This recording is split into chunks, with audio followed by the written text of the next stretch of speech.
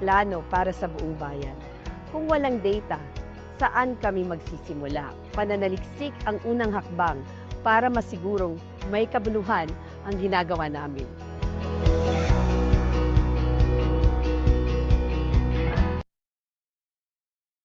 Kapag may numbers ka, may lakas ka. Mas napapansin kami ng mga decision makers kapag may datos kaming dala. Hindi lamang kwento. Marami ng proyekto na sayang dahil hindi na pag-aralan. Kahit volunteer work, kailangan ng research. Para tama, para tumama.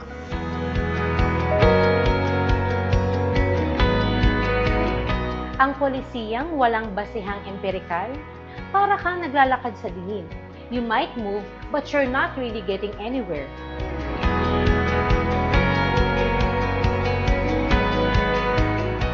Dati akala ko yung research, sa thesis lang yan.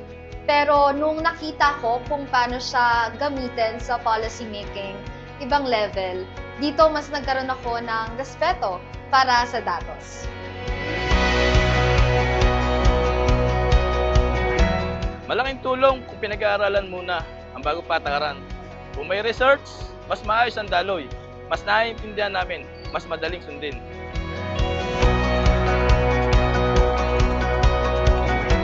Kapag may sapat na pag-aaral, mas alam ng gobyerno kung paano kami matutulungan. Yung tulong mas napupunta talaga sa nangangailangan. Ang mandato ng PIDS ay makapaglikha ng pananaliksik para sa paggawa ng mas mahusay na polisiya. Ninanais namin ang bawat programa ng gobyerno ay may matibay na batayan. Hindi lamang nababatay sa kuro-kuro, kundi sa mas malalim na ebidensya. Dahil sa likod ng bawat numero at datos, may kakibat na kabuhayan at kinabukasan ng bawat mamamayan. Sa panahon na mabilis ang pagbabago, mas dapat pa natin mayugat ang ating gawain sa pananaliksik. Ito ang nagsisiguro na ang bawat desisyon ay makatao, makatarungan at makabuluhan. Sa tulong ng pananaliksik, nagiging mas mapanuri ang ating pamahalaan at mas napapatalas pa ang kanyang nililikang polisiya ayon sa tunay na pangailangan ng bawat Pilipino.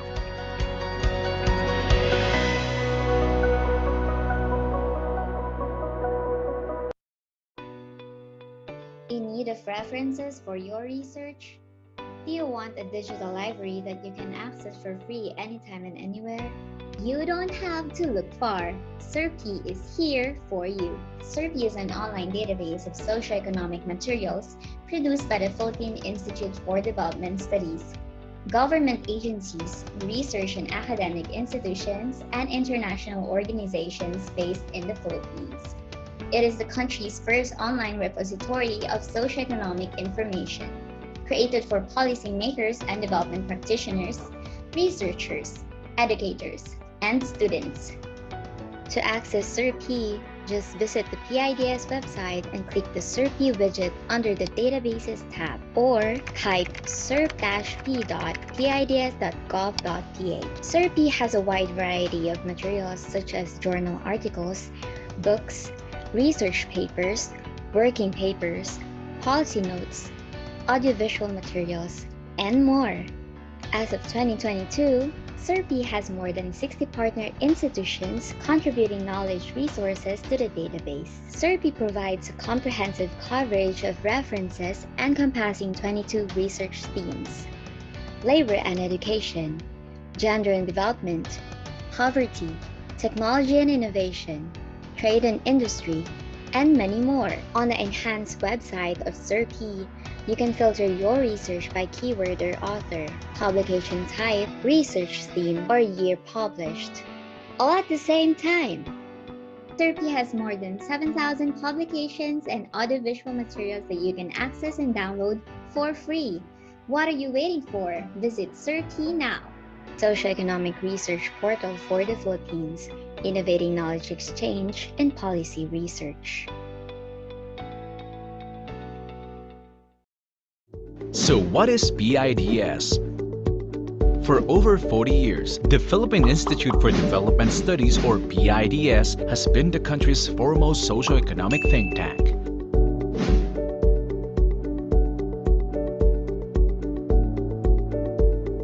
It conducts rigorous and objective policy research and analyses that help the government in crafting relevant policies, plans, and programs in support of the country's long-term vision and development goals. PIDS pursues its mandate through three basic programs: research, dissemination, and outreach. Through its research program, PIDS identifies and prioritizes studies, develops proposals, and conducts research on priority areas. The results of these studies are then disseminated through different platforms, publications, online resources,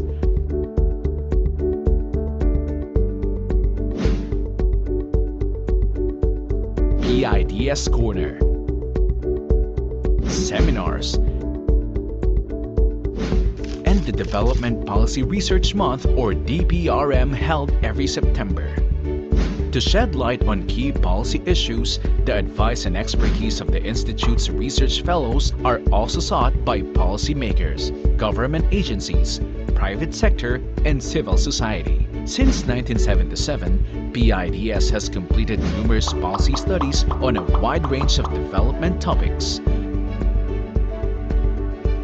This brand of service has then translated to policies and programs that have improved the lives of every Filipino. Philippine Institute for Development Studies, service through policy research.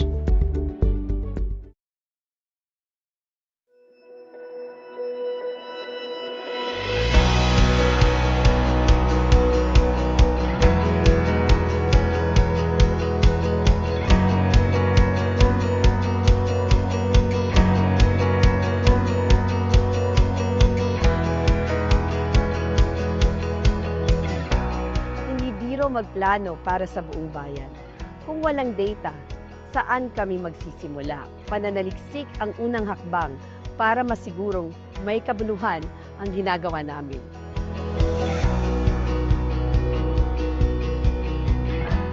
Kapag may numbers ka, may lakas ka. Mas napapansin kami ng mga decision makers kapag may datos kaming dala. Hindi lamang kwento. Marami ng proyekto na sayang dahil hindi na pag-aralan. Kahit volunteer work, kailangan ng research. Para tama, para tumama.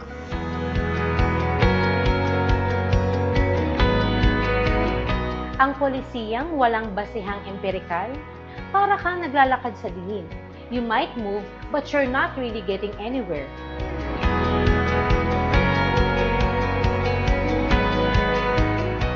Dati akala ko yung research, sa thesis lang yan. Pero nung nakita ko kung paano siya gamitin sa policy making, ibang level, dito mas nagkaroon ako ng respeto para sa datos.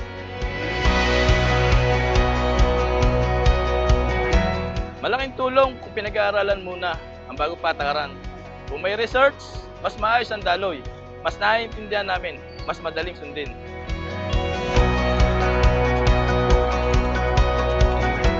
Kapag may sapat na pag-aaral, mas alam ng gobyerno kung paano kami matutulungan. Yung tulong mas napupunta talaga sa nangangailangan. Ang mandato ng PIDS ay makapaglikha ng pananaliksik para sa paggawa ng mas mahusay na polisiya. Ninanais namin ang bawat programa ng gobyerno ay may matibay na batayan. Hindi lamang nababatay sa kuro-kuro, kundi sa mas malalim na ebidensya.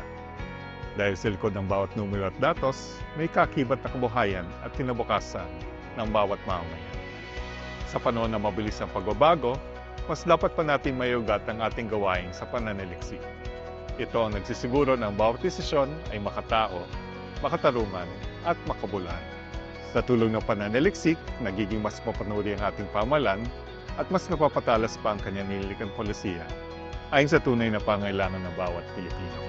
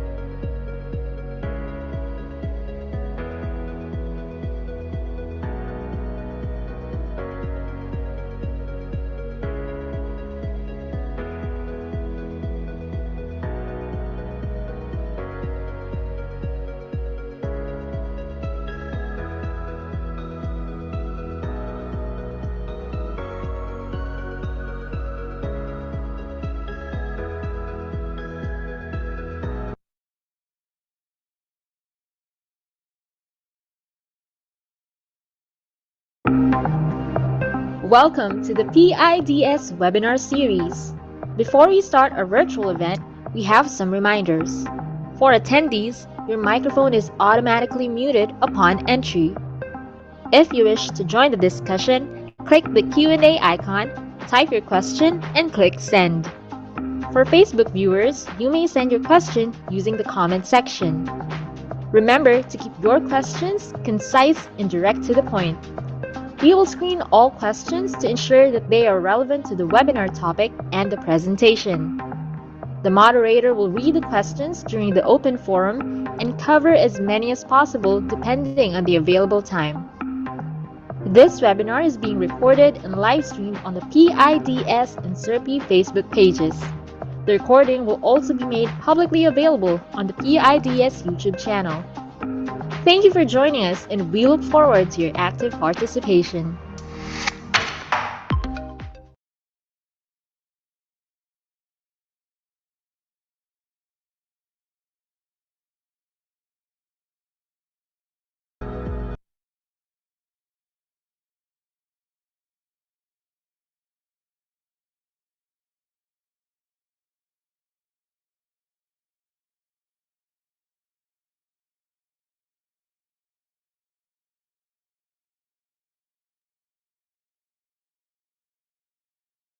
Good morning, everyone, and welcome to today's online research forum, jointly organized by the Philippine Institute for Development Studies, or PIDS, and the Philippines Communication Society, or PCS.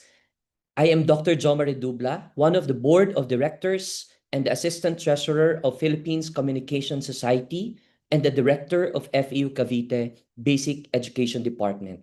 It's a pleasure to have you all here as we explore timely and relevant studies on the evolving landscape of media and communication in the Philippines.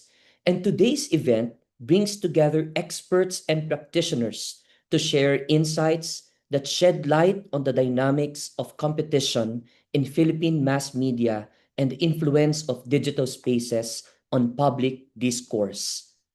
We appreciate your presence and engagement as we aim to deepen our understanding of how media, communication, and governance intersect in today's rapidly changing environment.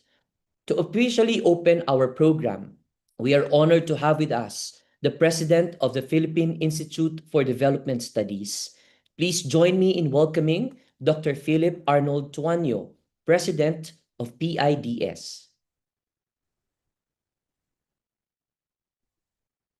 Good morning, Jomar.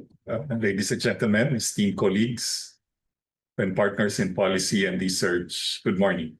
It is my pleasure to welcome all of you to this joint research forum organized by the Philippine Institute for Development Studies in partnership with the Philippine Communication Society. I extend our gratitude to Dr. Leonor Lopez-Hernando, PCS President, for collaborating with us in today's event. Let me acknowledge first the presence of our distinguished guests and officials who are in this webinar. Regional Director Joyce Silvano of the Commission on Population and Development, Region 5. Mr. Alexander Lopez, President of PrideWatch Media. Mr. Paolo Ordonio, Executive Director of Break the Fake Movement. Ms. Alma Jimenez, President of ASEAN Society Philippines. Ms. Karen Prudente, Executive Director of Kapatiran Kaularan Foundation. And Ms. Lisa Garcia, Executive Director of the Foundation for Media Alternatives. We are also joined this morning by participants from the government, the academe, civil society, the private sector, and media organizations. Your participation demonstrates our shared interest in strengthening the role of media and communication in an open and informed society. Our webinar, Conversations on Media and Communication and Development, takes place at a time when information ecosystems are changing faster than ever. This activity offers a valuable opportunity to reflect on how media and communication shapes our nation's development, how they inform citizens, influence political choices, and impact the quality of our democracy.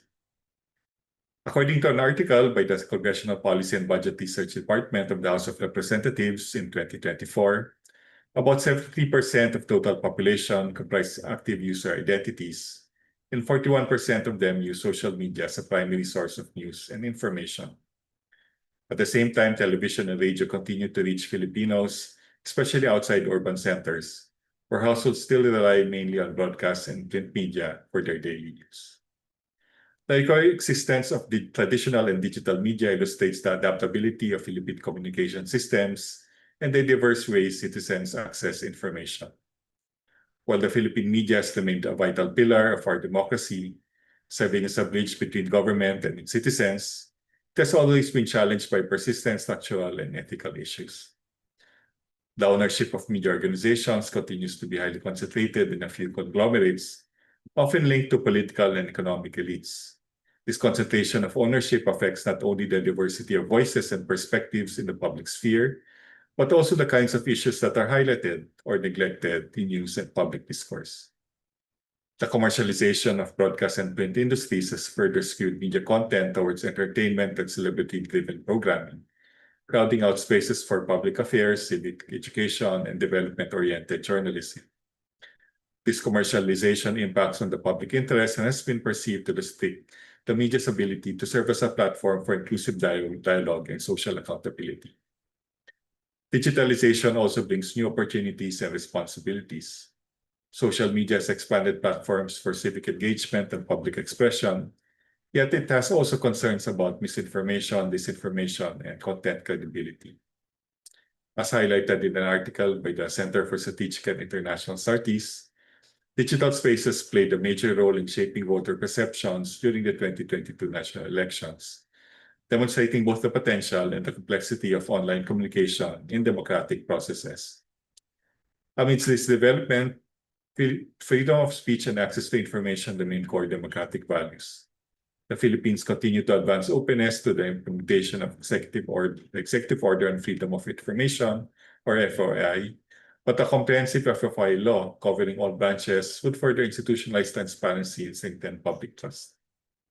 Furthermore, in 2025, Reporters Without Borders ranked the Philippines 116th out of 180 countries in the World Press Freedom Index, a reminder of the importance of continued efforts to uphold press freedom, media safety, and public access to reliable information.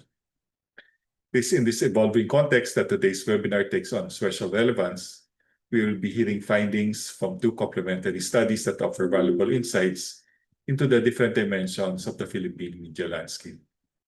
I would like to thank our presenters for joining us today to share the results of their research studies. PIDS Senior Research Fellow Dr. Ramonette Serafica and Research Specialist Ms. Cel Oren, who will present the first study entitled Analysis of the Competition Landscape of Philippine Mass Media, which examines the structure and performance of the media sector, its ownership patterns, barriers to entry, and the effects of new technologies on competition and growth. And Dr. John Benedict Punkin, who will present the second study titled Digital Public Pulse, Mapping the Digital Landscape of Philippine Politics. His study examines how social media platforms influence political discourse in the 2022 general elections, highlighting how digital spaces have become arenas for both participation and polarization. We extend our appreciation to our discussants, Dr. Carlos Juan Paulo Vega of the Philippine Competition Commission, and Dr. Orville Tatcho of the University of the Philippines, Baguio, who will further enrich these perspectives by exploring their implications for media policy, industry development, and equitable access to accurate information. Thanks to our moderator, Dr. Joawar Redumbla, and of the Far Eastern University, Cavite, and the PCS for his attendance. May this dialogue deepen our understanding on the ongoing transformation of Philippine media and contribute to policies that foster openness, diversity, and innovation in communication. Our discussions this morning hopefully will allow us to reimagine media not only as a business or a tool of influence, but as a public good that sustains democracy, accountability, and the right of every Filipino to truth and understanding.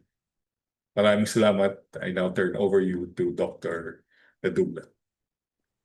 Thank you very much, Doc Randy, for warming up to today's webinar. I myself is also excited to hear and to know, of course, the research results of our fellow researchers in PIDS and also in PCS. Before we move on to the discussion, of course, we'd like to hear from our audience, both in Facebook and here in Zoom. And to gauge, of course, your understanding and initial thoughts about today's topic, of course, we will be launching a very quick poll, which is very easy to answer. No, the question is, which platform is your primary source for daily news and current events? So you can see here a QR code and also a link where you can copy or click in our chat box. So you can also participate in our poll question. Again, the question is, which platform is your primary source for daily news and current events? Is it social media, the X, Facebook, Instagram, or TikTok? Okay, or the television news? Okay, I think we know that it's also broadcast or cable. The digital news, such as the website or apps, the print, okay, newspaper or magazine, and also radio or podcasts. Okay, so please take a moment to respond. Your answers will help us, of course, better understand our audience perspectives and enrich the discussion later during the open forum. Okay, while waiting, I think I also have to admit that I'm part of the social media crowd, no? Because as a school administrator, the social media is also my go-to for updates and particularly for class suspensions. Okay, just recently, especially if there's a typhoon and so on. And yes, I've seen more than a lot of videos of Sierra Madre videos lately. No, I think you can also relate because that is somehow a trend video no in social media on how Sierra Madre helped us, okay, with this past typhoon. Okay, and I think some of those are videos, okay, or news, okay, that can help us update us from time to time. Okay, I think we have now here uh, the result, okay, or the current responses, no, 44 respondents as of now. I think we have 156 Zoom and 41 FB Live viewees, and we have, yeah, now it's 74 responses. And we can show now here the results, and most of our participants, they are using social media like me, okay? I'm curious, of course, how do you consume social media? Which platform specifically? Okay, and there are still participants using digital news, okay, such as in websites, of course, and applications. I cannot see yet radio users, but I believe that there are also consumers using radio. Okay, pupwede yung radio sa cellphone as well, or also in websites or applications. No, I think because of the convergence media, we can also use or consume radio, no, through our social media platform and so on. And of course, there are still print and 10 of our total responses, okay, from television. Of course, thank you very much for that very quick poll. Okay, I think that insight will certainly add value to our discussion. Okay, as we proceed, of course, with today's program. Now, let us proceed to our first presentation. Hindi ko na po patatagalin, no? This presentation is titled Analysis of the Competition Landscape of the Philippine Mass Media. And to discuss this important research, we are joined by the two authors to present this study. First, we have Dr. Ramonette Serafica. Dr. Serafica is a senior research fellow at PIDS, specializing in services policy, regulation, and trade. Dr. Serafica is currently examining regulatory and competition issues in the Philippine digital sector. And joining her is Ms. Cel Oren. Ms. Oren is a research specialist at PIDS. She has also a Bachelor of Science degree in Statistics from the University of the Philippines, Diliman, and is studying MA in Psychology at the same university. My dear friends, please join me in welcoming our first set of presenters.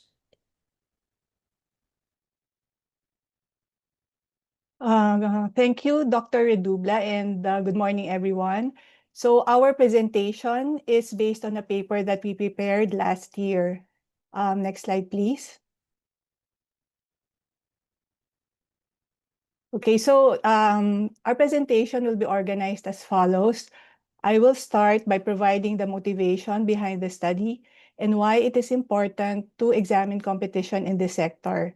And then Ms. Oren will present the study's main focus, which is the competition landscape, as well as the challenges and opportunities. And then I will conclude with the key results and recommendations for policy and further research. Next slide, please. Next. Okay, so according to FLEMS, mass media refers to the technology. So I'll just mention the keywords. And it is used to reach the vast majority of the public, of the general public. So examples include newspapers, radio, television.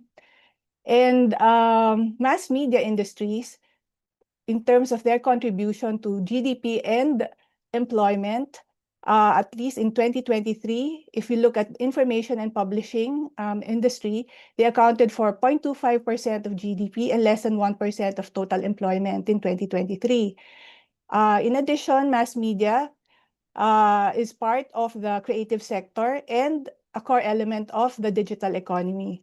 But beyond its direct contribution, mass media is a key institution in society that can either support or impede the development of markets, as well as improve or weaken governance. So why does competition matter? The effectiveness of mass media is as a tool for economic development depends on three elements that are vital for reducing the asymmetry of information. So you have here independence, quality, and reach. And if you look at each of these elements, they are in turn affected by various factors. For example, with respect to independence, you have the nature of ownership. For quality, it is affected by weak competition. And then in terms of reach, it can also be constrained by high barriers to entry and expansion. So these are the reasons why it is important to examine competition in this sector. And our studies also aligned with the development plan, which seeks to revitalize the services sector and also consistent with the research agenda of PIDS. So our main objective is to examine the changing competition landscape of mass media, and these are the specific objectives that we pursued. So next slide, please. Okay, to guide us in understanding the sector, we look at the value chains or the value web. Here, this one is developed by Thierer and Eskelen, and you have here a 4-layer media model, which you can use to analyze the evolution of the media marketplace. So, for example, layer 1 is about product or content options. The question here is, who creates media content? The second layer is the distribution mechanism. And the question here is, who delivers media content? How is it distributed to the viewing and listening public? The third layer is about receiving or display services devices.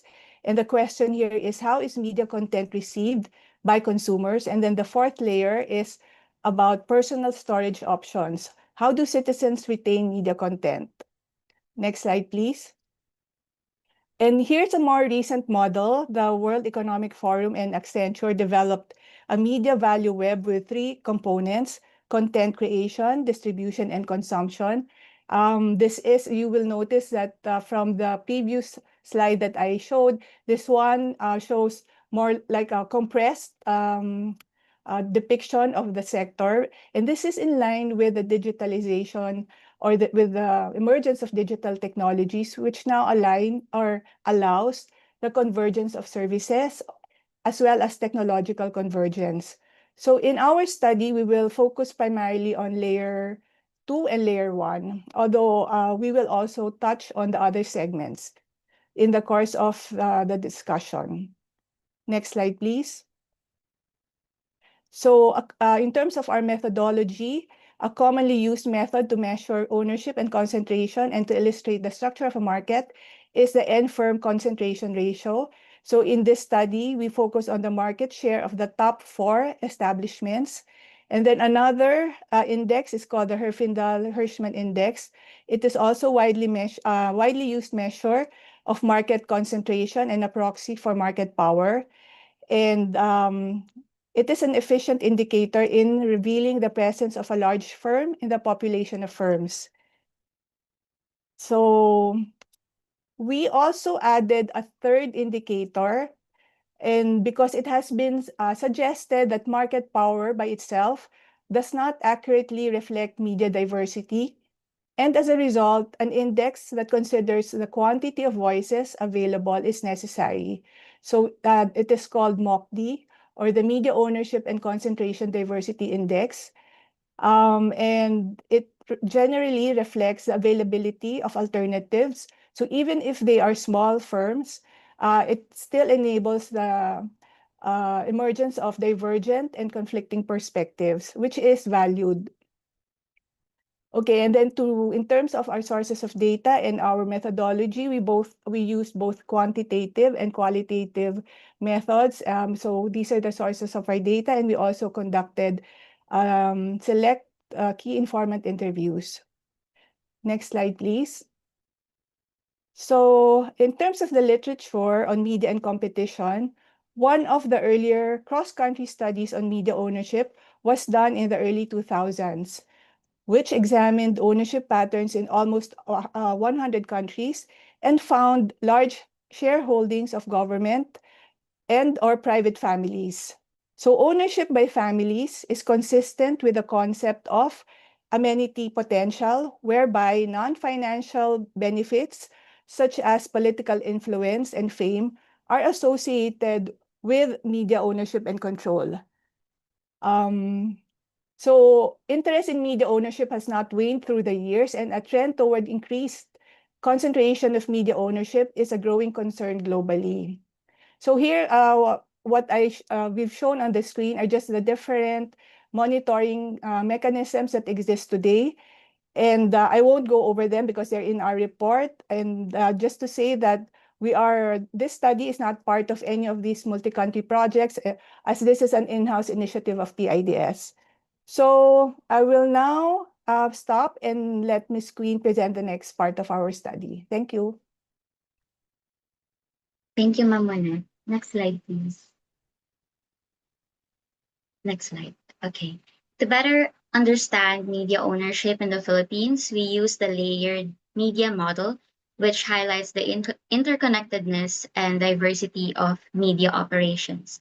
As you can see here in the figure, ABS-CBN and GMA Network are the most dominant multimedia conglomerates, active across almost all segments, from television and radio to online content and advertising. ABS-CBN, owned by Lopez family, also have diversified other businesses like real estates, restaurants, and entertainment services. GMA Network also is owned by families, Gozan, Jimenez, and Duavit, and operates in multiple platforms as well, and expanded their business into investment sports ventures. Other players also include Media Class Holdings, Philippine Daily Inquirer, Manila Bulletin, among others. And some of these or many of these are owned by families and also are interested in other businesses apart from media sector related businesses. And religious groups and national government also operate media outlets. Next slide, please. Next. We examined market concentration and diversity in these industries. The first three parts are mass media, the newspapers, radio, and television, and the latter part are wired internet, wireless, and internet access to facilities open to public service, which are not mass media but provides connectivity to access digital media. In the next few slides, we will be presenting the data from the ASPBI, wherein the unit of measurement is establishment, or the economic unit with single ownership that is having a fixed physical location. Note that this number of establishment may not be the same number of TV and radio station as reported by the NTC. The advantage of using ASPBI data or the annual survey with businesses, this data provides us with revenues useful for calculating the measures of market concentration and power. Next slide, please. So for the subclass, newspapers, which includes also periodicals in print and online platforms, 5 regions in the Philippines have no local newspaper establishment, and most of the other regions exhibit high market concentration. Even in the NCR, the top 4 firms account for 83% of total revenue. While the NCR shows the lowest MOCD, or measure for diversity, indicating that there is a relatively greater media diversity, the overall market remains highly concentrated nationwide. Next slide, please. So the subclass for radio broadcasting and relay station and studios, the market types here are mixed, but mainly unconcentrated in most regions except in 5 regions. Interestingly, the number of establishments does not necessarily lead to less concentration. For example, the NCR has 35 establishments, but the top 4 account for 67% of total revenues. Based on the HHI, or the Computation for Market Concentration, it is highly concentrated market. But given the high number of radio stations, its diversity score is still better than the other regions with highly concentrated markets. Next slide, please. Based on the ASPBI data, the television broadcasting in the Philippines is highly concentrated across all regions, with BARM having no establishments. The number of TV establishments reported in surveys is lower than the NTC records, possibly because multiple licenses are issued to a single entity. Despite TV's wide audience reach, its high MOCD indicates strong market and editorial concentration, especially outside Metro Manila. Next slide. We also looked at the markets in 2013 and 2017, so we can have an idea of how they have changed in the past decade. The figure shows HHI results for NCR. In the case of TV broadcasting, it's interesting to note that it significantly improved with the closure of one major TV company, which is ABS-CBN. In 2017, NCR had 17 establishments with a 4-firm concentration ratio of 93%. But by 2021, the ratio fell to 50%, despite the number of establishments reducing to 11.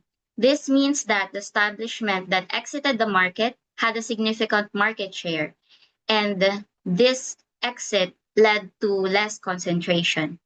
The improvement in the market concentration was an intended consequence of this exit. In terms of newspaper publishing, there was a significant decrease of establishment from 76 to 32. So the market type shifted from moderately to highly concentrated. Thus, the effect of market exit depends on who is leaving the market. If the dominant firm leaves the market, then the market concentration will improve.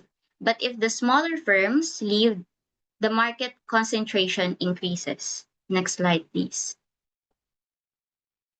So these are the other regions, Region 4A and Region 11. As we can see, the NCR, Region 11's market concentration increased to the level of a pure monopoly. Radio markets generally shifted from highly concentrated toward more competitive structures, and newspaper markets in Region 4A gradually improved, while Region 11 become more concentrated over the same period. Next slide, please. This slide shows the exposure of Filipinos 10 to 64 years old. In 2019, the television was the most popular form of mass media. In 2024, we can see that among the reading platforms, online digital newspaper has the highest exposure, while for audiovisual platforms and the internet, television and internet for social media were the most commonly accessed media. Next slide, please. The sources for news in the Philippines include online channels such as social media, similar to the result in our survey earlier. And some also use AI chatbots as news sources. Next slide, please. Next. Okay, so majority of respondents consume news from Facebook and YouTube. Next slide. In terms of advertising, online enjoyed the largest ad spending with 52%, followed by print and followed by TV. Next slide, please. According to the survey of Statista, the Philippine media market is estimated to generate $6.7 billion in revenue in 2025. And the digital media segment is anticipated to surpass the traditional media by 2029 in revenue. Next slide, please. So these are the challenges and opportunities that we found with interviewing news organizations or as well as desk research. The traditional media in the Philippines has struggled amidst the audience shifting to digital platforms, which led to the closure of some of these media organizations, such as Baguio Midland Courier and CNN. But some of the media organizations have also adopted by innovating and restructuring to survive the increasingly digital and competitive landscape. Next slide, please. The shift to digital platforms has heightened competition, drawing audience and ad revenues away from traditional media toward big tech. Legacy media have adopted digitalization to boost their online presence, and they've also stayed competitive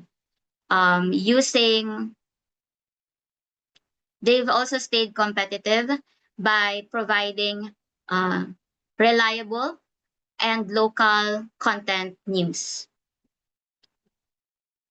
They've also adopted technologies and AI to have more efficient processes and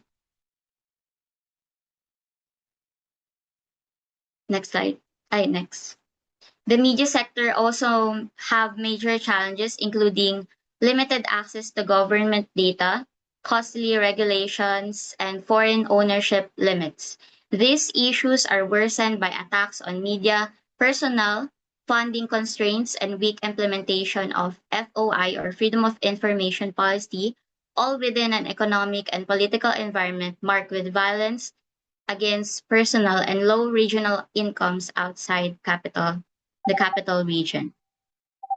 Media organizations, while seeking to maintain editorial independence, suggested that if government support will be provided, they can provide it in a form of tax incentives for relocating outside the NCR and low-interest lending facilities. Distinguishing facts from fake news on social media is increasingly hard, with laws failing to curb misinformation, lack of cooperation with big techs, biased media ownership, limited internet access, and fewer youth entering journalism pose challenges for industry's future despite new perspectives from other fields. Ramonette. Okay, thank you, Queen. Next slide, please. So in the interest of time, I will skip this slide because I'm sure you still remember what Queen presented. Next slide, please. Let's focus on the recommendations. So in light of these trends, the government can pursue several policy measures to encourage the development of the media sector. These strategies aim to improve access to media, and these are also related or associated with promoting independence. So first is about removing barriers to entry and expansion. For example, foreign ownership restriction in mass media significantly limits access to capital, technology, and expertise that are critical to remain competitive. But ownership restrictions can only be relaxed through a constitutional amendment. Another barrier is a legislative franchise requirement for broadcasting services, which is an unnecessary burden in the establishment and continued operation of television and radio stations. This can be addressed by amending the Radio Control Act. A second strategy is about supporting media because the financial challenges can affect both reach and quality. So, for example, fiscal incentives along with other measures to deal with the operational costs of transitioning to digitalization could be considered. Ensuring the sustainability of local journalism is justifiable since it can be considered a merit good which must remain available despite changes in consumer preferences or market conditions. Additionally, evaluating the effectiveness of the freedom of information policy and its implementation is crucial to supporting the work of public interest journalism. The third strategy is about strengthening the broader policy framework, and it involves, for example, enhancing factors related to mass media, which involves, for example, improving literacy, including media and digital literacy for all age groups, establishing or strengthening journalism schools, and expanding the communications infrastructure. Now, in terms of further research, as mentioned, we use standard measures of market concentration. And so a useful and interesting next set of studies would be to look at or utilize network analysis so we can map out the ownership linkages and forms of partnerships that occur among media firms. A second would be to look at the competition in the context of converged markets. So here we can capture various horizontal, vertical, and diagonal relationships, particularly in the context of digital platforms. And then before I end, I would just like to inform you that we are currently conducting a study on AI in the media industry.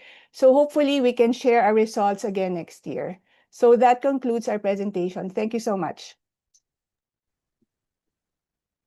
Thank you very much, Dr. Monette and Ms. Mimi, for that insightful presentation on the competitive landscape of Philippine media. I'm very much interested, particularly on the suggestions and recommendations and strategies. And for me, you really painted a clear picture of how ownership structures, market concentration, and the digital shift are shaping the way information flows in our country. And I'm sure many of us here can relate, lalo na when we think about how certain networks dominate, while at the same time digital platforms are changing the way we consume news and entertainment.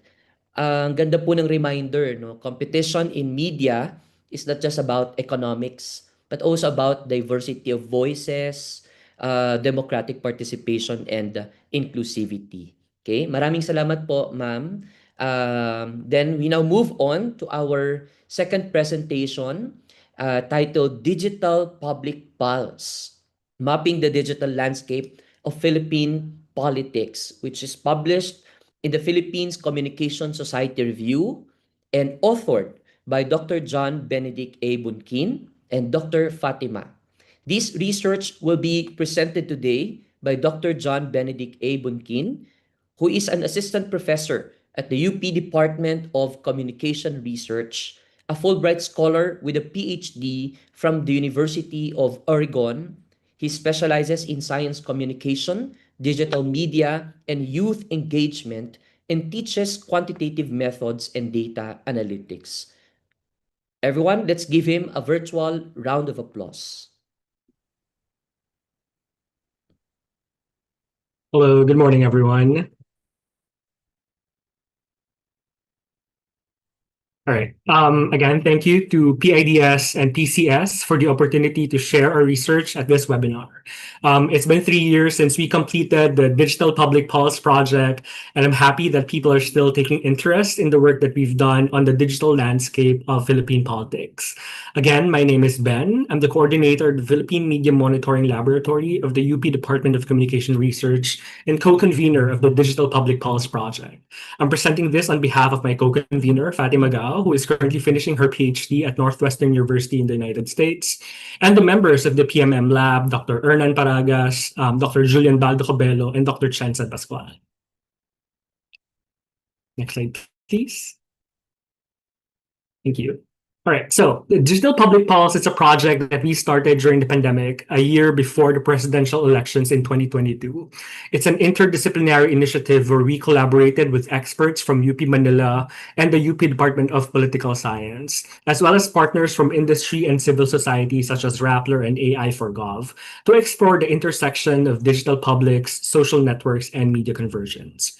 Our goal then was to examine the networks, conversations, and interactions of users on Facebook, Twitter, and YouTube, all related to the 2022 Philippine general elections. Next slide, please. Thank you. So DBP is an ongoing project. Since 2022, we've produced other work, this time on TikTok, which is an emerging platform used by Filipinos for information seeking and political communication. What I'll be presenting today are the results of our project on the 2022 elections. And for this presentation specifically, I'll be sharing our response to 2 questions. Who are the influential actors in election-related discussions on digital media, and how do they talk about the elections online? Next slide, please. So we answered this question by monitoring different actors in digital media and how they communicate their interests and agendas online, whether through Facebook posts, tweets on Twitter, which we now know now as X, or YouTube videos. Although we use large data sets spanning hundreds of thousands of publicly available content, we must note that our findings are not representative of the Filipino population. Many still do not have access to digital media, and not all Filipinos are on social media. There are also online users who are non-human. Our research is primarily interested in understanding how different actors influence political conversations online, whether they're politicians, voters, volunteers, paid trolls, or even bots. Thus, our findings serve as a manifestation of how different members of society publicly interact in digital media, particularly in relation to the 2022 elections. Next slide, please. We'd also like to clarify that DPP is not a public opinion study. While our findings may reveal certain connections or offer insights into the results of the election, we do not claim causality. Our investigation through social network analysis is solely focused on uncovering the social relations between actors that shape online political conversations. We employed a variety of methods using both conventional and computational techniques to study online discourses about the elections. First, we performed social network analysis to examine influential actors in digital media based on how well connected they are within the broader network. Second, we used machine learning and manual coding to categorize these actors into broad groups such as media, politicians, civil society, and others. Third, we conducted topic modeling and sentiment analysis to characterize online conversations. And finally, we applied textual analysis to further examine how politics is discussed in digital spaces. Today, I'll walk you through our key findings from both our network analysis and textual analysis, highlighting how these insights emerge from our mapping of electoral conversations in digital spaces. So, first, we have observed how mainstream media fluctuated in terms of its prominence in digital spaces. While legacy media channels remain dominant, their audiences have become more limited and constrained, what we surmise to be the classic news reading public. We've also seen how their gatekeeping function has been bypassed by politicians. In digital media, political actors no longer need the editorial gatekeeping of the press. They can directly communicate with their audiences, produce their own content, and issue statements without going through reporters. Our network analysis also revealed how partisan communities are distanced from mainstream news. These groups have developed their own news and information ecosystems that circulate partisan content. In this set of graphs, we plotted how news media varied in terms of their influence over time and across platforms. This is based on a metric called degree centrality, which is essentially a measure of how connected an actor is to the rest of the network. Here, we can see that while mainstream media remains to be a dominant player, it is not consistently the most central source of information, except on YouTube, where it maintained its dominance in election-related conversations. In certain quarters on Twitter and Facebook, mainstream media is not considered as a central source or focal point of interaction, becoming secondary to unidentifiable actors on Facebook and suspended accounts on Twitter. Comparing politicians to news media, we observed how politicians eventually overtook media as a source during Q4 on Facebook. As the elections drew closer, what gained more traction in digital media was information coming directly from politicians themselves rather than from news outlets. The limited reach of mainstream media becomes more evident when we visualize this within the network. So take this example from the last quarter of the election year. Here, we see the mainstream media appearing siloed within specific communities. It is embedded in clusters of conversation centered around the top 2 presidential candidates, suggesting that its coverage may be confined to audiences primarily focused on these figures. Yet there's this broader election conversation happening during this period. And here we labeled other clusters that are smaller but still hold a sizable amount of interactions. Within these clusters, other sources of information appear to be more influential. For instance, we've identified a cluster dedicated solely to vloggers and the content they circulate. There is also a cluster where content from non-political Facebook accounts is actively shared. Next slide, please. Thank you. Our second key finding concerns the emergence of new political intermediaries in digital media, linked to our first key finding. We identified influencers, content creators, ordinary users, gray actors, and platform native pages as increasingly influential in shaping electoral discourses online. These actors leverage their platform fluency to frame social issues, promote partisan narratives, and even coordinate or launch attacks on individuals and candidates. They coexist with traditional intermediaries such as news media and advocates in both synergistic and antagonistic ways. And again, looking at this set of graphs, we can see how suspended accounts on Twitter, unidentifiable actors on Facebook, and YouTube news content creators emerge as central sources of information on their respective platforms. This highlights how social media has become a venue for non-traditional actors to influence electoral discourses. And this finding is particularly evident on YouTube. In Q4 of the election year, while mainstream media is considered highly central within the network, it primarily serves as a starting point for electoral content. In the network map, mainstream news media is positioned at the center, yet it constitutes only the 5th largest cluster. And toward the end of the election year, content from other actors became more frequently recommended. As shown here, clusters associated with various types of content creators, such as entertainment content creators, political vloggers, hyper-partisan news sources, they were increasingly present across the election year, even more so during the 4th quarter of the election year. These clusters serve as entry points into content ecosystems that actively circulate partisan agendas. Here are 2 YouTube native pages that we've identified just so we can imagine who these actors are. So these 2 are examples of highly central sources of information within the platform. So these are not your traditional news outlets, but they present themselves as such by reporting or posting content about current affairs, often framed with a clear inclination towards specific political agendas.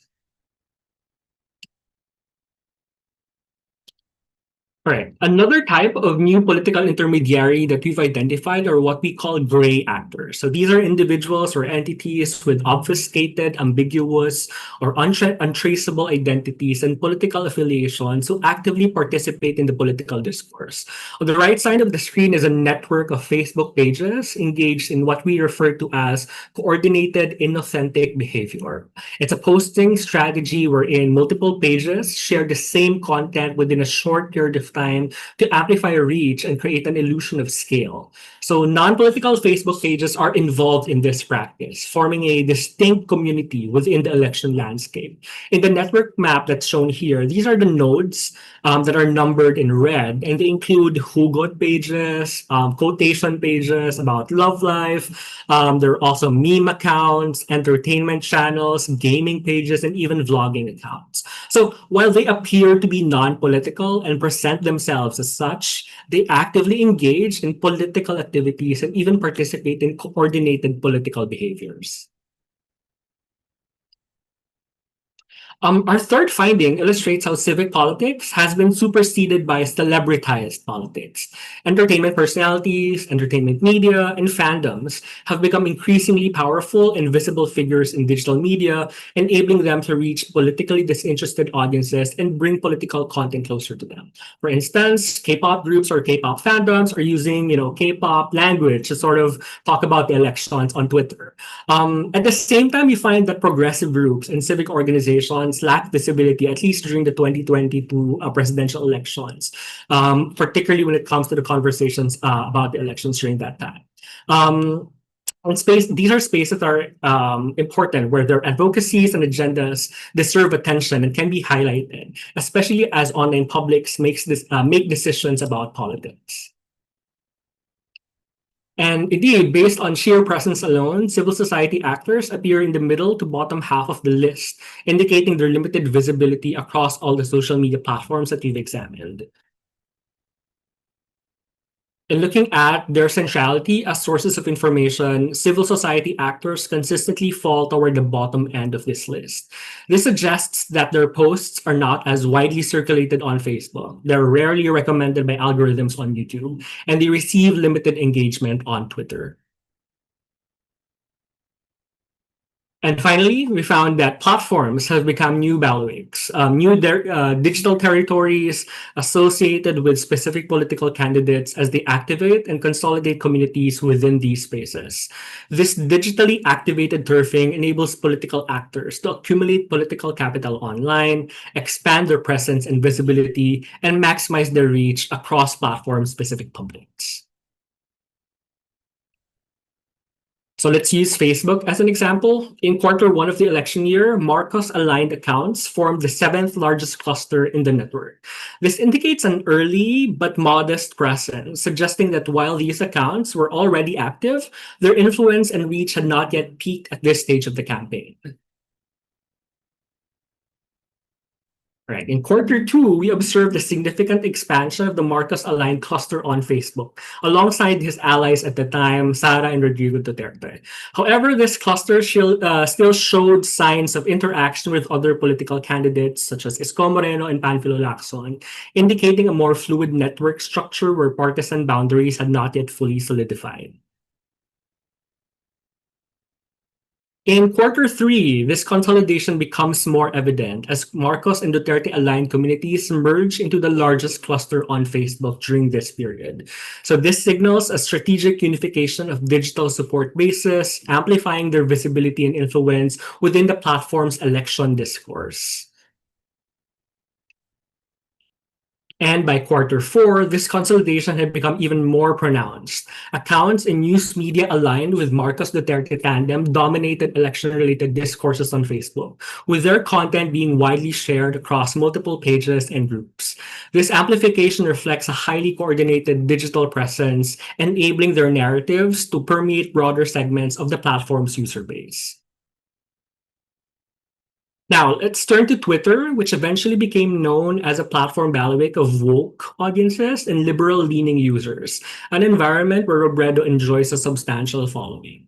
In Q1, however, we don't see yet a distinct cluster centered specifically around her. Instead, we observe a cluster focused on Isambayan, though it includes both supporters and detractors, indicating early contestation around coalition-building efforts. In Q2, we see a cluster centered on Leni Robredo beginning to emerge. However, this cluster is not exclusively about her. It is also engaged with her running mate at the time, Kiko Pangilinan. We also observe interactions with accounts related to Iscomere and the Commission on Elections. So, in other words, the discourse remains mixed and the cluster doesn't yet reflect a distinctly consolidated Robredo-centric community. In Q3, you observed the emergence of distinct Lenny supporter cluster on Twitter, which now ranked, at this time, the top cluster in the network. This community is notably mixed with entertainment media accounts, suggesting that while political discourses is being amplified through celebrity engagement and fan-driven content. And in Q4, the top clusters on Twitter were actively engaging with Robredo and Robredo-related accounts, alongside mainstream media and the Commission on Elections. This indicates her dominance on this platform specifically, though it was a position shared with traditional political intermediaries such as media institutions and government agencies. In other words, while Robredo eventually emerged as a central figure on Twitter, her prominence was embedded within a broader ecosystem of established actors. Okay, next slide. Right, so as part of our objectives in DPP, we also wanted to understand how online publics talk about politics. And to do this, we employed qualitative methods, specifically textual analysis, to examine the language, narratives, and discursive strategies used across platforms. So this approach revealed three broad themes that capture the contours of our online political cultures. So first, our findings reveal that online political discourse around presidential leadership remains deeply personality-driven. Alliances and engagements are often shaped by who others intend to vote for, rather than by shared issue-based concerns. Politicians are scrutinized through the lens of personality traits, values, and lineage, while judgments about allies hinge on the personalities they support. Within this framework, visions for national governance and transformation are assessed primarily through the perceived capacity of individual leaders to chart new directions, rather than through collective action or systemic change. Okay, next slide, please. So second, our online political discourse is proof compelled. So users consistently seek, demand, and display recibo, or receipts or evidence to validate political claims and positions. For Robredo supporters, this often takes the form of showcasing her accomplishments during the pandemic or citing past statements that reflect her stance on key issues. But our analysis also reveals that some content is taken out of context and repurposed as recibo, even when it was originally intended to convey something else. This underscores how evidence is not only valued, but is also strategically framed within political cultures or online political cultures. And finally, our electoral discourses are deeply polarized, with publics effectively authorized to belong to only one of the two dominant poles, despite the complexity of the issues at stake. As the elections drew closer, two major camps emerged, the Uni Team and the Pink Lawans, and the act of choosing among potential leaders became too politically charged to allow for disengagement or neutrality. Even with the presence of third and fourth options or fifth options, the electoral conversations were reduced to an either-or choice, reflecting how polarization can flatten nuanced political debate and constrain democratic imagination. So based on the findings of our social network analysis and textual analysis, we recommend the following. So first, for the government, we recommend a continuous review and updating of election-related policies to ensure that they're relevant and responsive to emerging platform and digital media or media dynamics in general.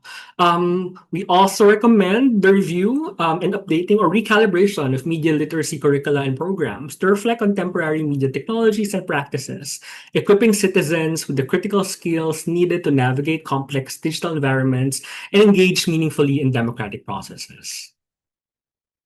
For media, we recommend a rebuilding of news-consuming and news-engaging audiences by focusing on building communities. Media organizations should also take advantage of the diverse online audiences to diversify their coverage as well and involve sectors and agendas that are often left out of mainstream narratives. For civil society, we've seen how their presence is diminished compared to other groups back in 2022. We recommend that they engage in strategic digital communication to increase their visibility and use platforms to open spaces for dialogue, especially for undecided and open-minded voters. For platforms, we recommend a consideration or a reconsideration of policies and governance structures that are both nuanced and context sensitive, especially towards the challenges faced by countries vulnerable to misinformation such as the Philippines. Platform governance must also account for local political dynamics, media ecosystems, and the ways misinformation circulates within culturally specific digital publics. For academics, we recommend a continuous exploration of the digital space, not merely as an extension of the offline world, but as a domain with its own dynamics and real-world consequences.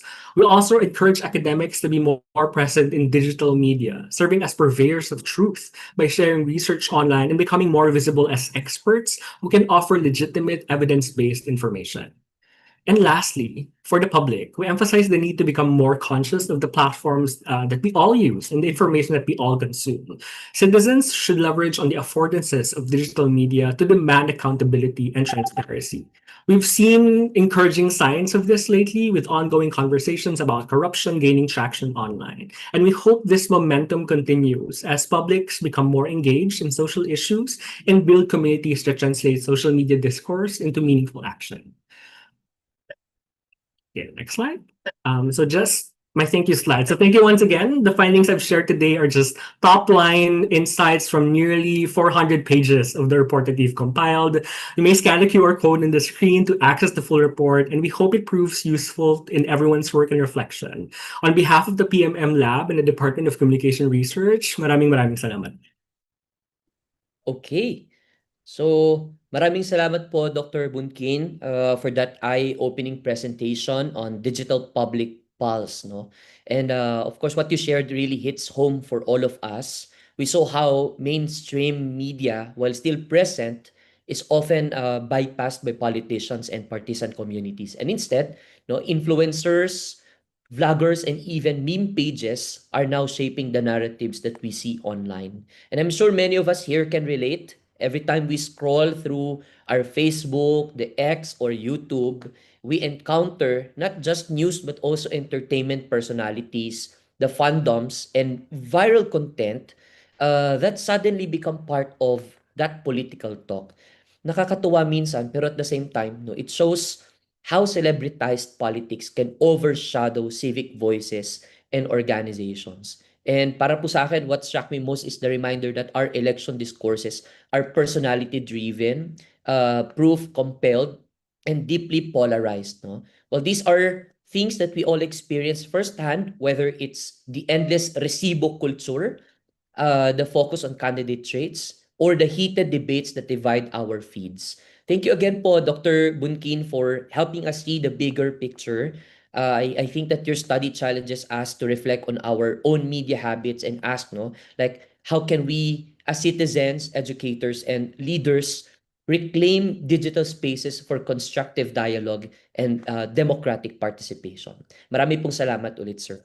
Okay, so for our over 200 participants on Zoom and more than 50 live Facebook viewers, let us know your thoughts in today's discussion by using our official hashtags, hashtag PIDS public webinar, hashtag media and development. Please join the open forum later by sending your questions using the Q&A box on Zoom webinar, and kindly include your name and organization. For our FB Live viewers, please type also your questions in the comment section and also include your name and organization. And for our Facebook Live viewers, of course, we are excited to announce that Replay on Demand is back. So giving you another chance to earn your e-certificate, whether you stay with us until the end of today's discussion or catch up later through the replay, well, you can still qualify.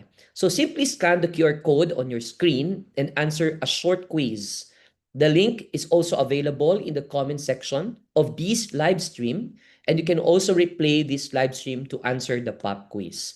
Again, viewers who complete the quiz by 10 p.m. tonight will receive their e-certificates via email. And of course, our Zoom participants will also receive an e-certificate. Once you submit the feedback survey, your certificate will be automatically emailed to you. So stay with us until the end of the program for complete instructions and details. Okay, now I think at this point, let us first hear insights and reactions to the first presentation. We are honored to have with us Dr. Carlos L. Vega. Dr. Vega earned his PhD in economics from the University of East Anglia. His research spans industrial organization, auctions, causal inference, and AI. He is a senior lecturer at the UP School of Economics and serves as a director at the Philippine Competition Commission's Economics Office. Dr. Chip, the virtual floor is now yours. Hello, everyone. Good morning. So let me just share my presentation.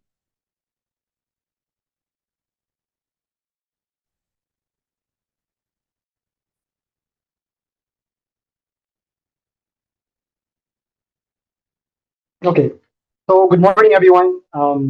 Thank you for the opportunity to be a discussant in this event. I truly enjoyed reading the paper. It's an excellent read. It's not every day that I get to think about media services as a sector of inquiry, and it's even rarer that I get to look at a new measure of market concentration.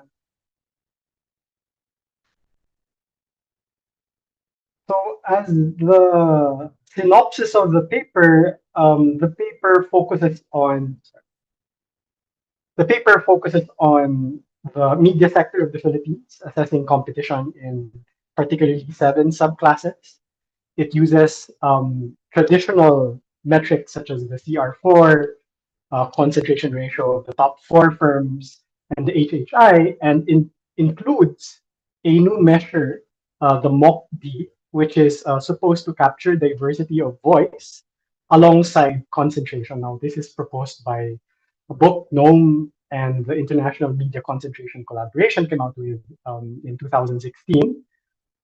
And the paper provides a very comprehensive backdrop of the regulatory milieu and provides data on past and projected trends in the markets. And this provides a very good backdrop for the analysis that they undertook. The paper finds that radio broadcasting is generally less concentrated and with more diverse voice, while TV broadcasting and newspaper publishing are highly concentrated. Then they provided challenges faced, including regulatory barriers, among other things. An example is the legislative franchise requirement. Another challenge would be the declining ad revenues for traditional media, high costs associated with the transition into digital media, the influence of social media, big tech, and AI on content distribution, as well as poor connectivity and digital literacy.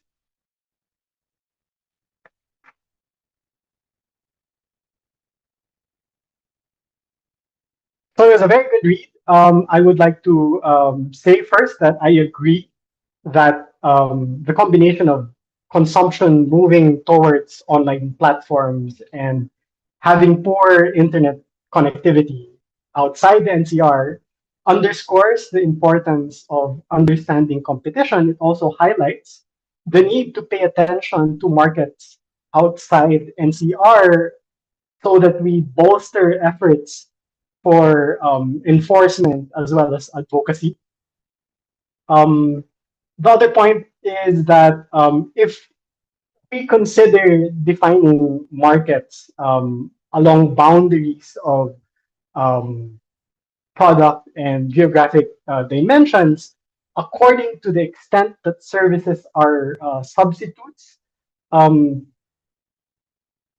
as a matter of familiarity with this type of analysis here at PCC, I was kind of looking for a demand-side discussion on customer switching behavior in the markets defined.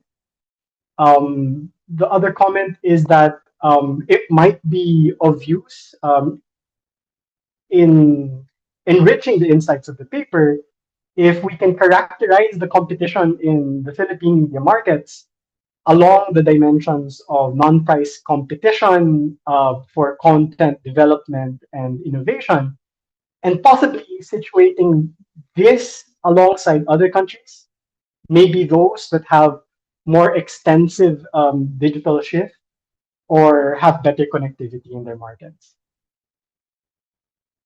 The last comment I'd like to spend a little bit more time on this fourth point is that a contribution of the paper seems to be the use of this measure, the MOCD, juxtaposed with a more traditional measure, the HHI, often used by antitrust authorities in evaluating or assessing cases. So the MOCD might be conceptually problematic if we apply it to antitrust analysis. And the reason for that is that the HHI presumes some degree of similarity or substitutability among the goods in that market. While the MOCD, by introducing diversity of voice, attempts to capture the degree of difference in the same market. So I'm actually not sure how MOCD is interpreted. Is it an average concentration per voice? So the levels might not be as informative as how HHAI is for analysis of antitrust authorities. But I did some simulations for these two measures, and the way around it might be when you look at the deltas. So in doing assessments for, let's say, a merger, HHIs are used not only for their levels, but also they look at the change in the concentration in the market because of a certain transaction. Now, suppose we are looking at a media market where there is one dominant player and a fringe composed of initially 9 other firms sharing the fringe. And suppose consolidation evolves in such a way that the dominant player buys one firm at a time of the fringe. Now, looking at the levels, we see that there is somewhat a linear progression in the concentration for HHI, but it doesn't look the same for MOCD. So again, as I said, a typical analysis of market concentration using HHI not only uses the levels, but also the delta. And the delta for MOCD seems to be giving more than what the HHI does, in that as the market becomes increasingly concentrated, the marginal worsening of the measure, the MOCD, goes up. In other words, as we approach a single voice because of the disappearing fringe, the value of that last marginal fringe voice increases. So I thought this is some insight that might reconcile, I guess, the sort of confusion in the measure by trying to combine concentration and diversity of voice when you look at the value of one unit that either is added or is removed from the market. So some questions I would like to raise would be that the first one is, for the calculated values of MOCD, did you consider UP ownership? And this is coming from a quick read of the methodology chapter of the NOM paper, which also flags this issue that you may have 20 stations or firms, um, but they might be owned by just a few firms. So these stations would not truly be 20 different voices. And I suppose this is something that should be considered when computing for the MOCD for the Philippines. The next question is, when you did your analysis, this is more about familiarity with the data set. When a daily or newspaper or station is reported as being operating in a geographic area, let's say NCR, does this mean that does this only mean that it has its official headquarters there? Or there are operations that extend to other areas?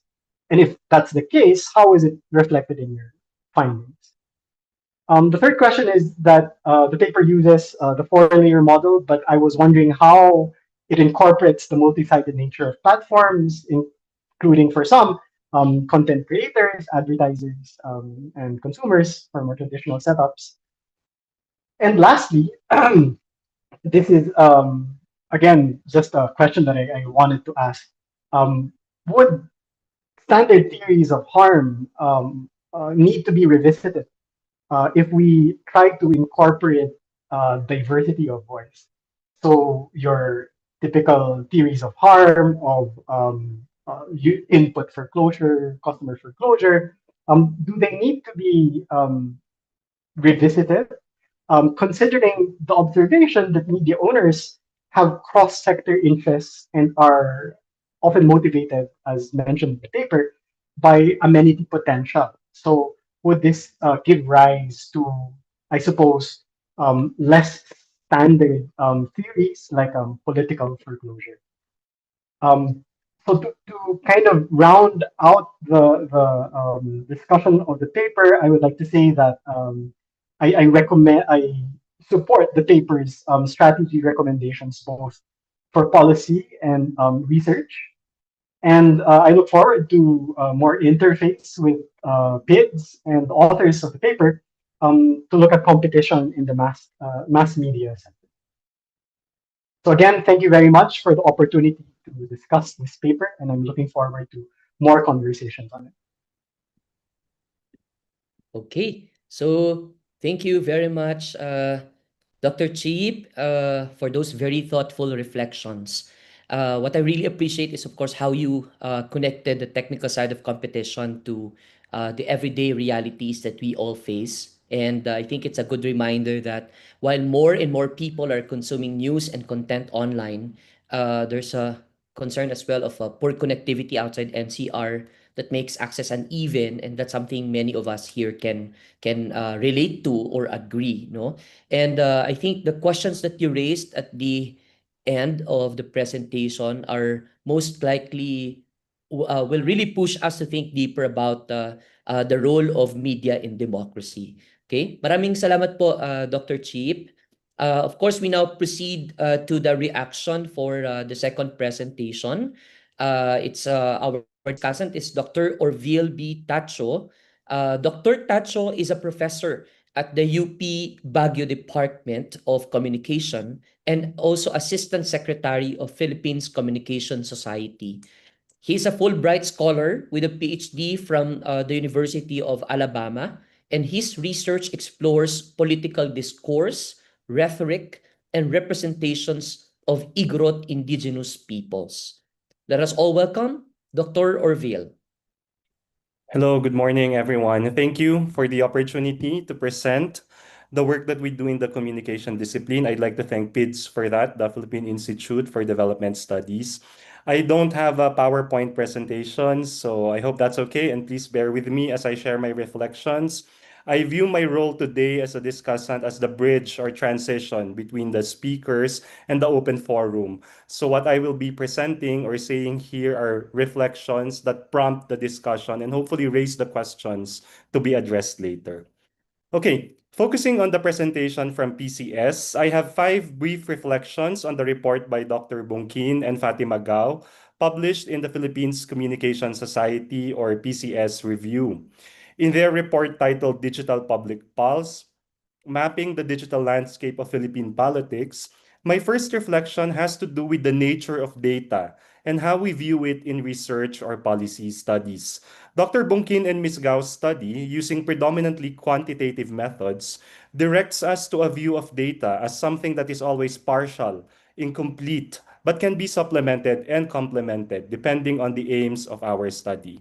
The report is careful to note that even for quantitative studies, generalizability of findings may be limited. Hence, mixed methods research and triangulation are encouraged, if not required, to enrich data sources and solidify the findings and conclusions. I believe that the Digital Public Pulse, as part of the Philippine Media Monitoring Laboratory of the University of the Philippines, may also address possible research limitations through continuing to assemble interdisciplinary research teams, not only within UP Diliman, but perhaps across the UP system, and even engaging with experts outside UP. Industry-academia collaboration, like what we're doing today, is also needed, not only to disseminate research findings, but also to conceptualize research directions for the digital public pulse. For instance, I was thinking, what policy and development issues can be studied through the methods and frameworks of Philippine media monitoring? Beyond campaigns and elections, what research studies can be undertaken in relation to media communication and development? My second reflection points to a specific finding in the report. On page 186, the report notes that Facebook pages seemingly irrelevant in election conversations are posting the same content about elections at the exact time. Of course, the speaker, Dr. Bongkin, has alluded to this. There is nothing new in this phenomenon, with issues such as Cambridge Analytica's involvement in the 2016 presidential elections in the United States, the architecture of network disinformation uncovered by Ong and Cabañez in the 2016 Philippine presidential elections, and the sustained use of terms like fake news, disinformation, post-truth, and influence operations in the last decade, seemingly gaining traction because of the social media elections in the Philippines. These terms figure prominently during campaigns and elections. The strength of the digital public pulse is that it can present a data set on an aggregate or a macro level of what they term as the digital trace data, footprints or interactions of users with social media and digital technology. The Digital Public Pulse Project can therefore uncover possible indicators and the presence of inauthentic coordinated behavior. On the policy side, some implications may become relevant here. First, should platforms such as Facebook then take down pages and accounts engaging in inauthentic coordinated behavior? What should be the basis or criteria for these takedowns? Do we need more content moderation? If so, what types of content should be regulated without infringing on the user's right to free expression and without bordering on censorship? How about mass reporting by individual users? Can these actions constitute prior restraint or subsequent punishment?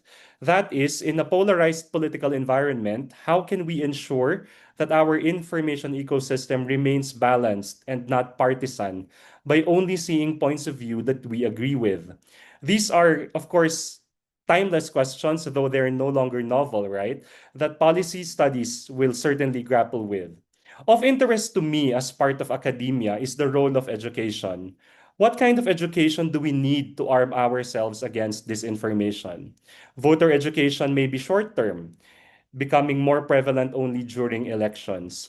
Besides, voter education may reinforce unequal relations where those who educate are viewed with elitism, while those who are educated may be mistakenly regarded as clueless and therefore needing education. For media literacy, its goals and effectiveness still need to be studied, as it is certainly just one tool in the arsenal. The same can be said about fact-checking. Some questions continue to linger, such as how can fact-checking be conducted in such a way that it does not provide what scholars call the oxygen of amplification to existing disinformation. On the education front, policy questions may still arise. For instance, aside from voter education, how can we mobilize civic education? Or let's say a training in citizenship that takes into account the principles of media literacy and fact-checking. How can civic education be foundational, systemic, and iterative? That means happening on all levels of education and existing regardless of the regularity of elections. So here, civic education also need not be limited to academia. Mainstream and social media are important here. This is why competition is important in the media industry. With more mainstream and legacy media in the print or broadcast industries, citizens will have an array of choices for their information diets. Of course, multiple options does not guarantee an informed citizenry. We recognize that. Even competition itself can present perverse incentives or prioritize the wrong values, such as when speed or being the first to scoop the news compromises nuance or context or factual accuracy. However, competition among media sources and channels can also drive excellence, such as when a media outlet, for example, tries to outdo its competitors by providing the most in-depth reportage of an event. For all its potential downsides, competition is preferable to monopoly, especially in the context of a democracy, where citizens not only must be sufficiently informed, but also trained in seeing a diversity of perspectives. Third, and in terms of social media, I echo what the Digital Public Pulse report stated. Big data does not automatically provide good research, and that large digital trace data is not always generalizable. Access to social media and algorithms are identified as possible reasons for the lack of generalizability of digital trace data. In a report by the Pulse Asia survey firm, as reported by Inquirer.net in May 2025, or during the Philippine midterm elections, television is still king or remains to be the top source of information or content about political candidates, as confirmed by 72% of the respondents. The internet followed with 66%. What is striking, if not expected, about the user's choice of the internet is that information about the political candidates came from social media and not the news sites. Moreover, Facebook is still the most used platform, while YouTube is a far second at 18%, followed by TikTok 4%, Instagram 1%, and Twitter 0.3%. Whether the internet overtakes TV as a source of information about political candidates remains to be seen. However, the power of social media in shaping political views and perceptions is undeniable. As mentioned in the Pulse Asia survey, social media is used and not necessarily news sites when people access the internet. Another thing I'd like to highlight about the Pulse Asia survey is that other sources of information about political candidates include family and relatives, 41%, commercials and ads, 17%, friends, 13%, billboards, 9%, candidates' participation in discussion and debates, 8%, learning about the candidates when the candidate visited their place, 7%, leaflets, brochures, calendars, 3%, sample ballots, 3%, surveys, 1%, comics on the candidate's life, 0.5%. Someone paid the respondent to vote for the candidate, that's 0.3%. Text messaging and information about the candidate through text or SMS, 0.1%. These data, to be monitored and updated to be more conclusive, tells us two quick things. First, aside from the ascent of the internet as a source, mainstream media is still a viable source of political content or information. Commercial and ads, candidate participation in discussion and debates are still mediated by mainstream media such as television, print, and radio anyway.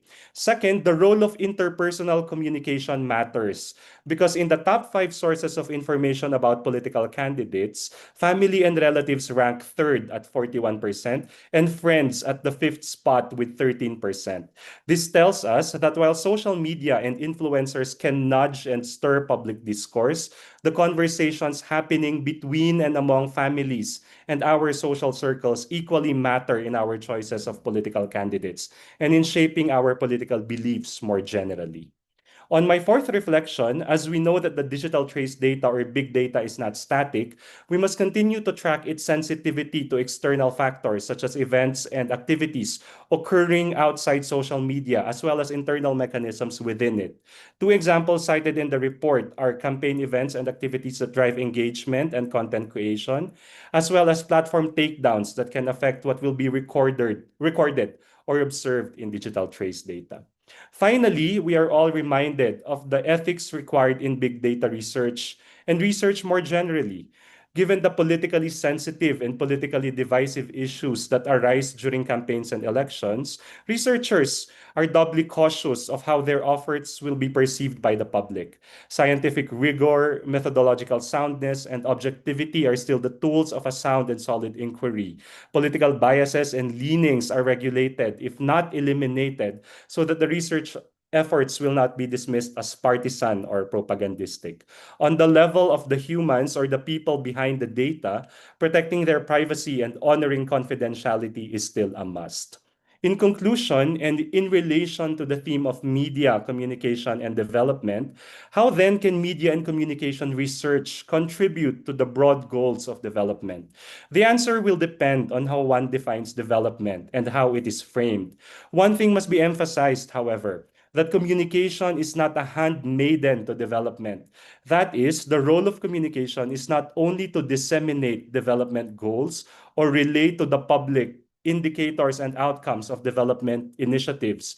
Instead, communication in media studies must be at the center of conceptualizing what development means. We can start with advancing a view of development beyond strictly economic terms, while recognizing that economic development is still paramount.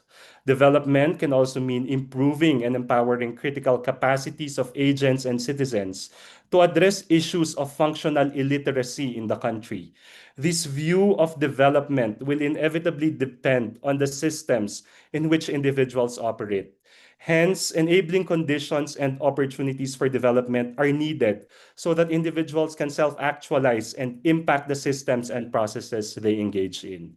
With different nuances to development, communication and media studies are equipped not only to articulate, but also to debate views of development that are beneficial to audiences and to citizens. Thank you so much for listening.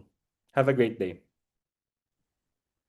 Thank you very much, Dr. Orville, for those very thoughtful reflections on Dr. Bunkin's presentation earlier.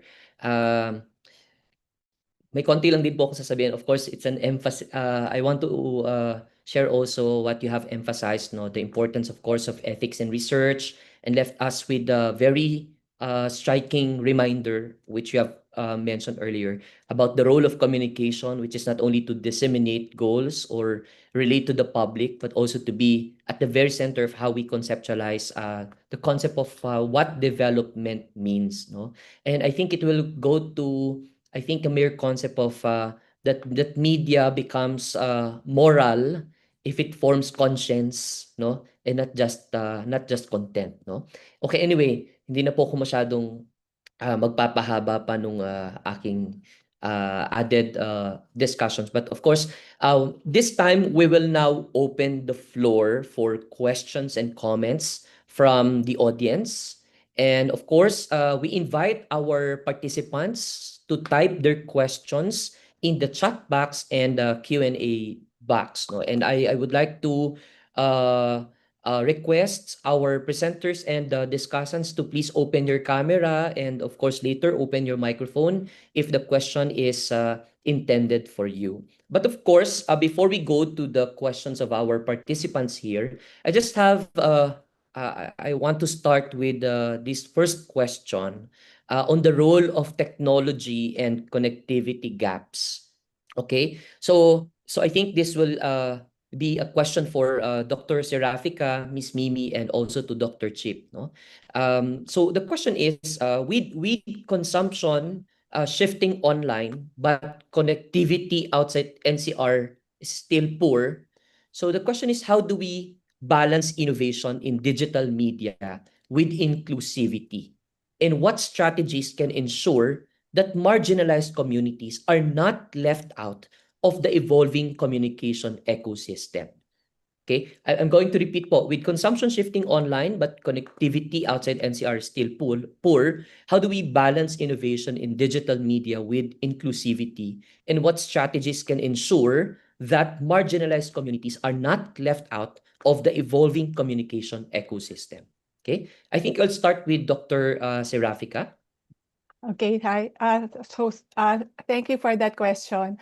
You're correct. So the fact that population outside NCR still lack access to the internet really affects the quality, the content that they can consume in terms of the news that they receive. So this is a big concern because even if they can afford mobile communications, what they actually receive or what they actually are able to consume are the free content. Free and which means medyo yung quality or pati yung sources hindi rin mas kasing vetted than if you say buy a newspaper or you are able to access yung online newspapers, di ba? So that is a concern, and I think in terms of government responses, the recent enactment and passage of the Konektadong Pinoy is really a big step in terms of improving connectivity throughout the country.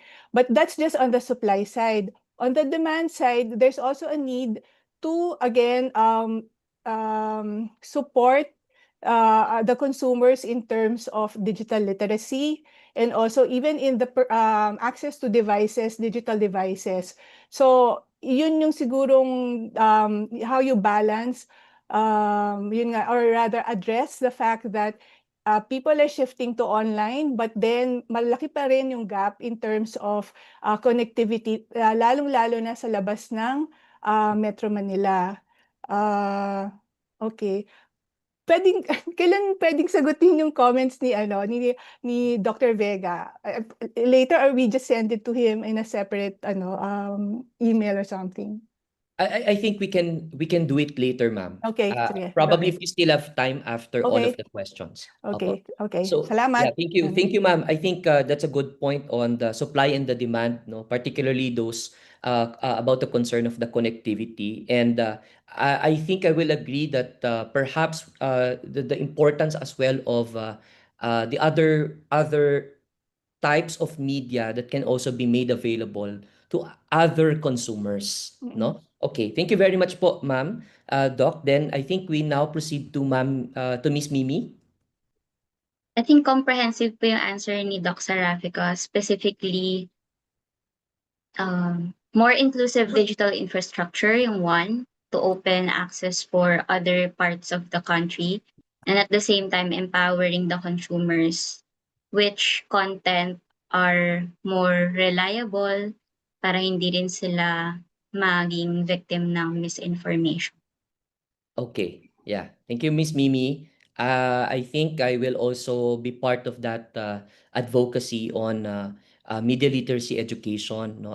Because even if we have we have this free access, no, or let's say we address the concern of connectivity and of course empowering consumers and so on. I think all of us should still go through that media literacy education. So we consume correctly all of the information that we have, in the digital media. Okay, thank you, Miss Mimi, and of course for the comprehensive response from Dr. Serafica. Then I think we have Dr. Chip. Right. So I think Dr. Serafica's answer is really spot on. I would just like to add that when these markets do become contestable and entry is improved, government should also be ready to safeguard markets when it comes to conduct that could be exclusionary, and to make sure that entry becomes effective entry. Okay, so yeah, thank you very much, Doc. I think, of course, the government effort should also be highlighted in addressing this digital gap, okay, that we currently have in our country. Okay, so per our team, I think for the question of Dr. Serafica, I think you can answer now the questions po of Dr. Chi. Okay, sorry na kasi parang baka lang malimutan ko. Apo, yes. Thank you, Dr. Vega, for your comments. No, very thoughtful and tough questions. So, in terms of your comments on the possible other studies, I think we can consider that, for example, yung switching behavior and non-price competition. With respect to your comments on the MOCD, it's really an interesting take on how it could be interpreted. So thank you. I learned something new. And in terms of your specific comments, or rather questions, I'll respond to number 3 and number 4, and then let Mimi respond to number 1 and number 2, because she's the one who handled the ASPBI data.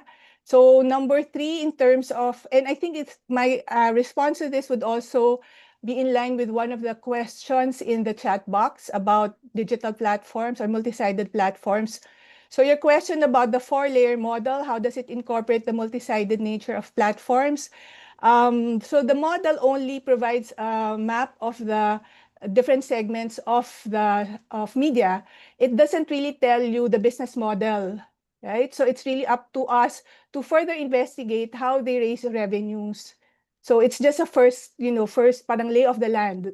This is how the media sector is organized. And by the way, in the trivia, the newspaper is actually the very first, if not the first type of multi-sided market. If you think about it, diba, may advertisers and then may subscribers, or meron yung sales. So just to ano lang na original ang newspaper as a multi-sided market.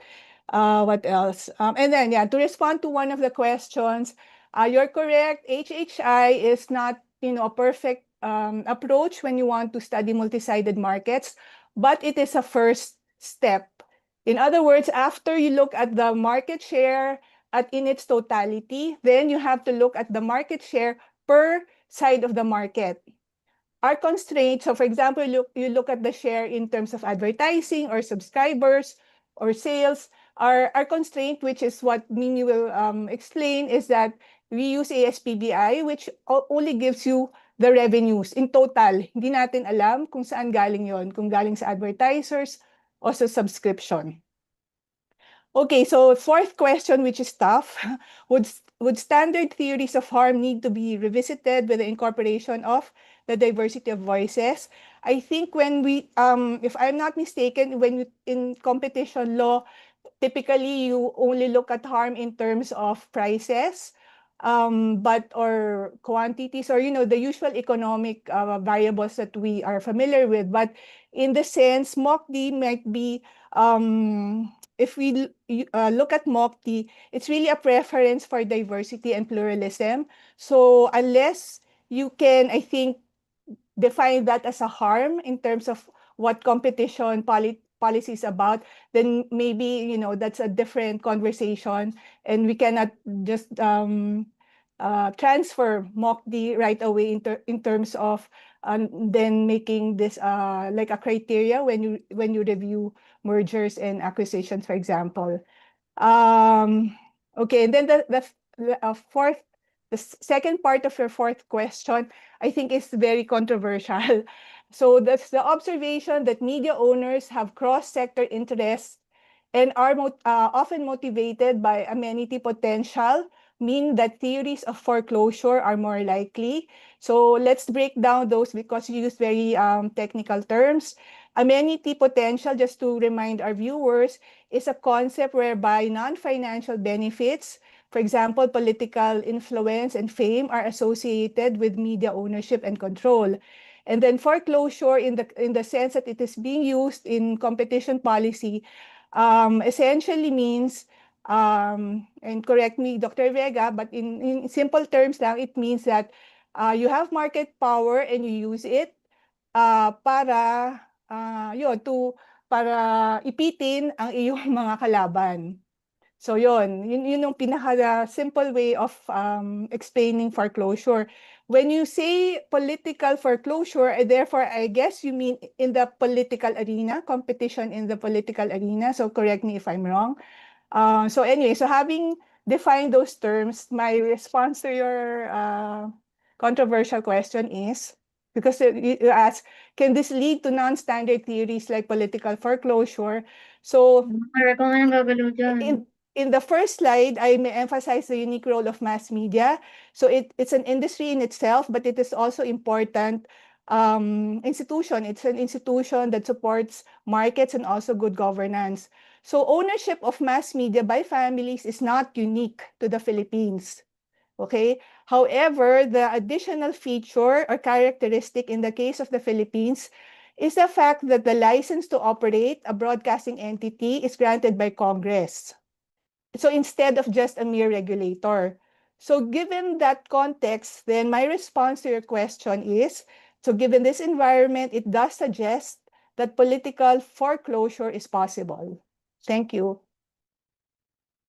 And then, so Okay. Mimi, please respond to the questions on market shares. To address 1 and 2, yung ASPBI data po kasi, unit of measurement establishment. So we do not have data or we didn't consider yung parent and enterprise, UPE ownership. And then sa second one, for the establishment operating in a certain area, for example, in a certain region, say NCR, we also do not know if that establishment na kasama sa survey is an official headquarters. But establishment is a part of the survey if they are under one entity or ownership and has a physical location. Hence, a company may own many establishments in different locations, as well as the establishment can be, for example, in NCR, but it can operate to other regions as well. So this information are not reflected in the ASPBI data, hence it's not also reflected in the computation of our HHI and other market concentration. Okay. So I think those Although are there is another data that we also provided. This is from the monitoring from the verifiles that they monitor or they analyze yung media companies ownership that we also provided kanina. So it gives us more information sa kung sino yung nag-own ng mga media companies and the interconnectedness of these media companies to each other kasi the companies can provide various types of media outlets. Okay, thank you, Ma'am Quinzel, and of course, Dr. Serafica for those comprehensive responses on the questions of Dr. Chip. I think we can go later for another discussion about probably some sort of follow-up questions. I also have a lot of questions to ask, but of course, considering our time, our schedule, I think I was asked to also ask Doc Ben to briefly react to or respond to the questions or reflections of Dr. Orville. A very short response po. Thank you, sir. Yeah, of course. I think those are very important reflections by Dr. Orville. And he also raised some very important questions regarding, how to solve all of these big issues, right? That we keep on asking about misinformation in digital media. I was thinking of potential solutions, but then I realized that this is a webinar, right? I can't simply come up with the solutions on the spot, right? And it takes more than a webinar to answer all of these or to address all of these questions. And it certainly takes more than a communication scholar to address all of these big issues that we are facing right now with the emergence of digital media as as part of our information or media diets.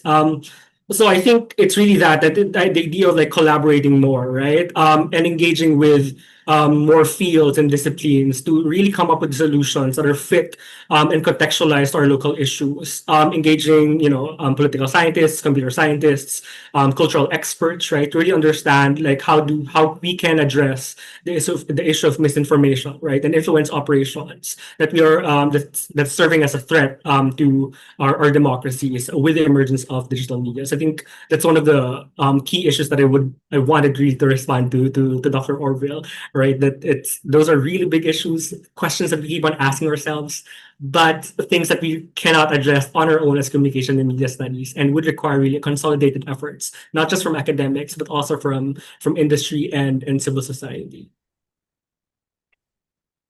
Okay, thank you very much, Doc Ben. Actually, the next question is actually intended also for you. Of course, before I proceed, I would like to acknowledge the presence of Miss Ellen Tordesillas, the co-founder of Verifiles. She's actually here. And her question is again directed to at the presentation of Dr. Ben, referring to the research findings, and she's asking, is reach the same as impact? So she might be asking if whether in the context of the paper or in their analysis, do you have sufficient evidence of impact beyond just reach, or do we have the same result, Doc Ben? Yeah. Yeah, of course. And thank you so much for that very important question, right?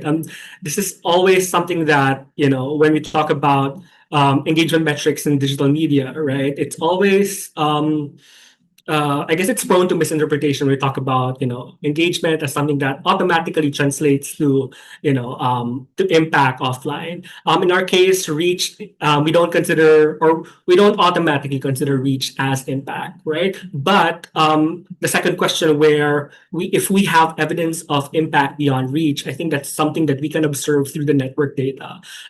As I've demonstrated or I've shown you, right, in terms of like evolutions of networks within or across the quarters that we've studied, where initial reach of political candidates eventually grew into formation of larger clusters, right, enabling them to become more visible in these digital spaces. So these political candidates, political actors, not only become sources of information themselves, but they're actually being engaged upon by other actors within the network. So I think that's one evidence of impact that we can see from our research, right? Where actors are not just the ones throwing information out there, but they eventually became the focal point of interaction by digital publics as we drew closer to the election, eventually consolidating multiple communities and clusters and making them prominent within these digital spaces.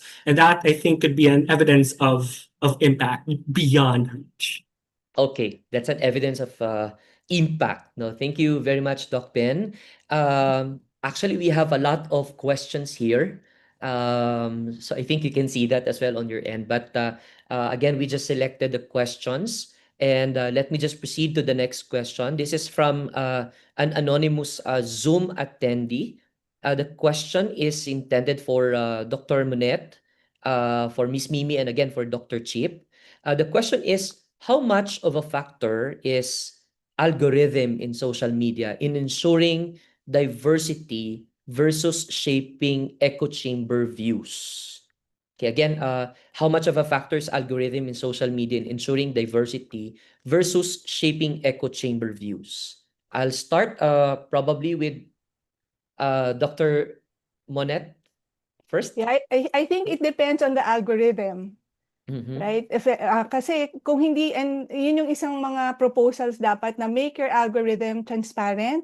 So we actually know how you select or how the algorithm selects what content are actually delivered to our devices. So I guess yun. So basic answer, it depends on the algorithm. Thank you. Okay, thank you po, Dr. Monette. Miss Mimi? Ayun din po, apart from transparency, since algorithm is a tool, di ba? It's both positive and negative.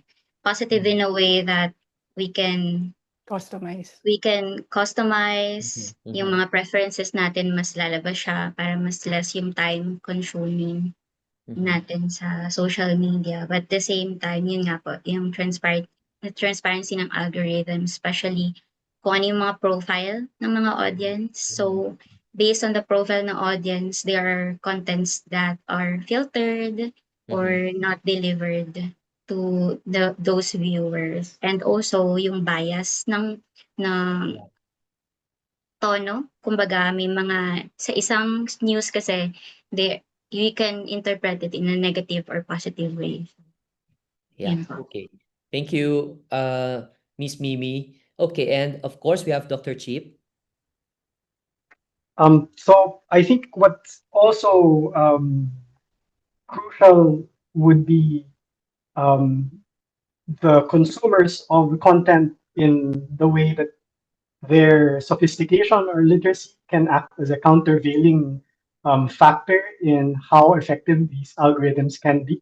I agree that it depends on the algorithm, but I think across the types, it would be to empower the consumers of that content to be more discerning.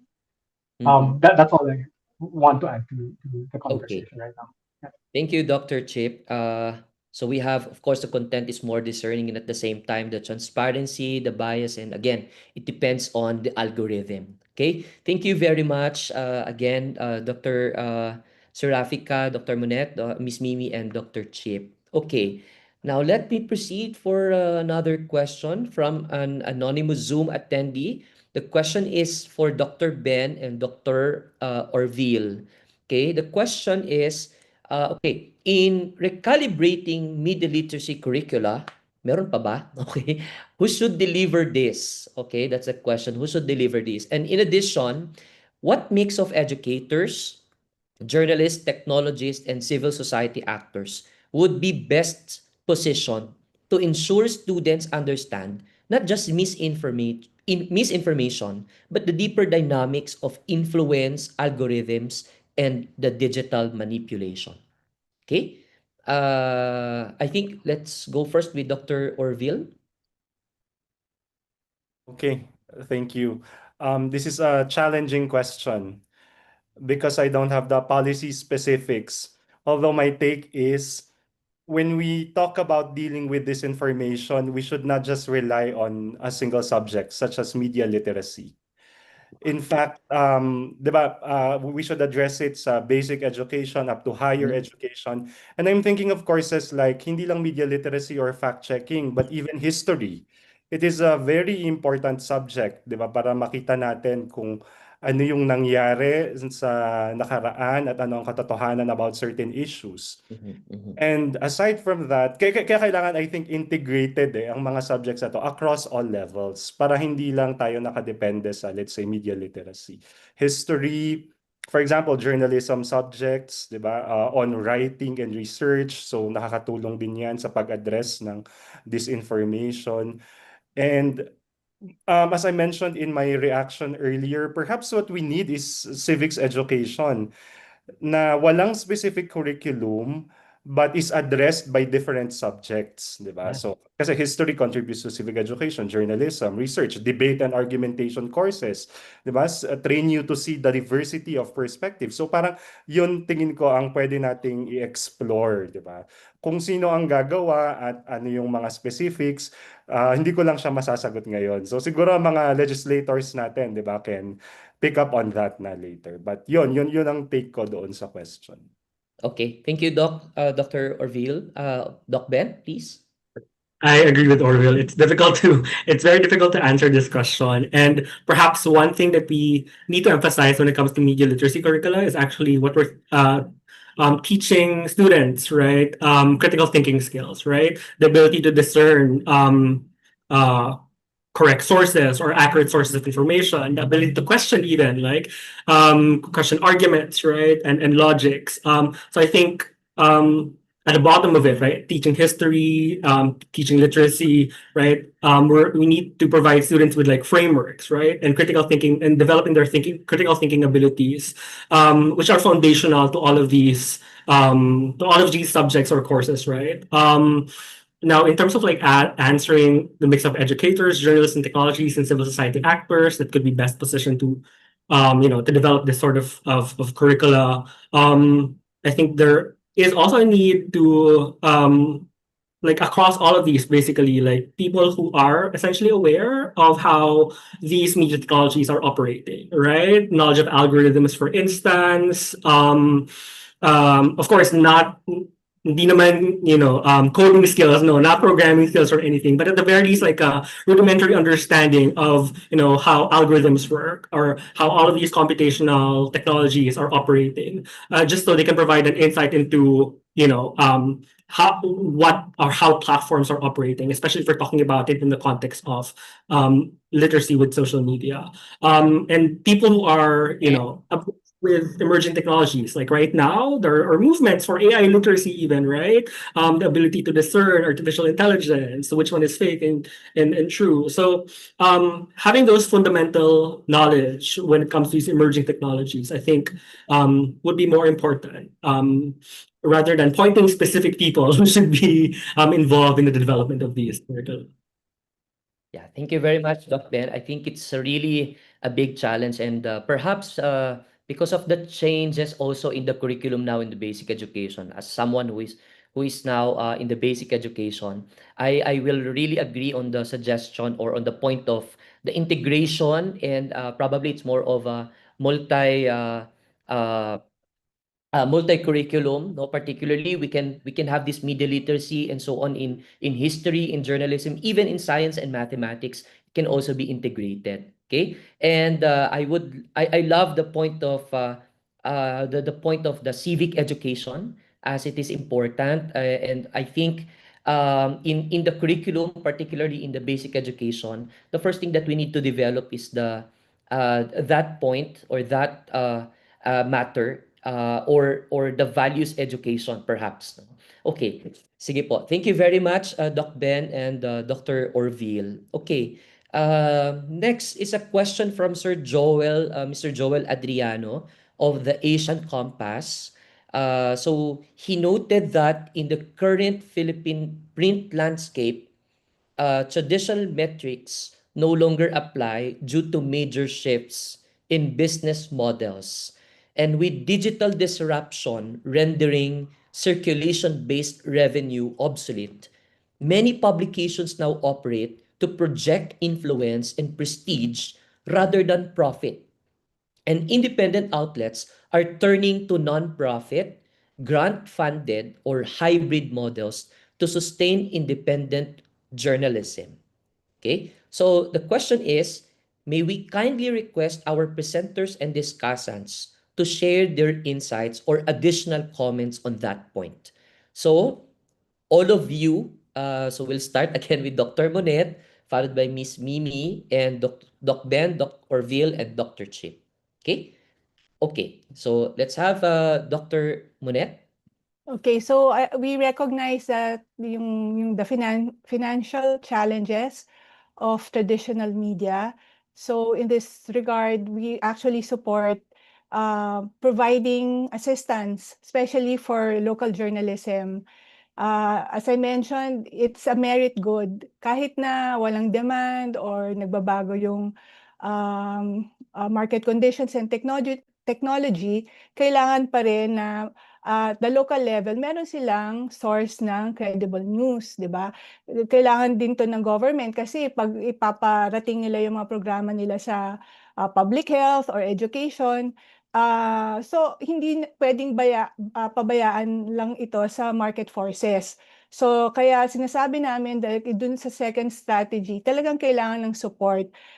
The details, pwedeng pag-isipan kung anong klaseng fiscal incentives or support ang pwedeng ibigay at dapat ba ito at the national level o baka pwedeng at the subnational level yung support. But in general, yun, kailangan, being a merit good, kailangan talaga pag-isipan natin kung paano masustain at magkaroon ng mabuhay ang local journalism. At isa pang form of another way to overcome the financial challenges na controversial is we open up the mass media to foreign ownership. I have another paper which actually outlines the different ownership limitations imposed in other countries. I think ang kapareho lang natin na hindi na zero ang ina-allow na foreign ownership ay China. So pero sa ibang bansa, pwede namang iba-ibang levels of ownership restrictions yun. So I hope that when the time comes that we have to revisit the Constitution, we should also consider this particular provision. So, thank you. Okay, thank you, Dr. Monette. Let's have Miss Mimi. Yun po. Apart from HHI and other traditional measurement for market concentration, there are also some other data sources that other projects from other countries are using, especially when they measure the plurality in the media system, and that we can also further yung research doon to cover yung market plurality, political independence, and social inclusiveness ng media. But of course, this will be subject to the availability of data. Now, kung we have aggregated data, for example, in media ownership, we cannot fully analyze yung interconnectedness ng mga media. So, yun po, using other tools or measurement, and at the same time, yung availability ng data to measure those other factors. Okay, thank you, Miss Mimi. Let me proceed with Doc Ben.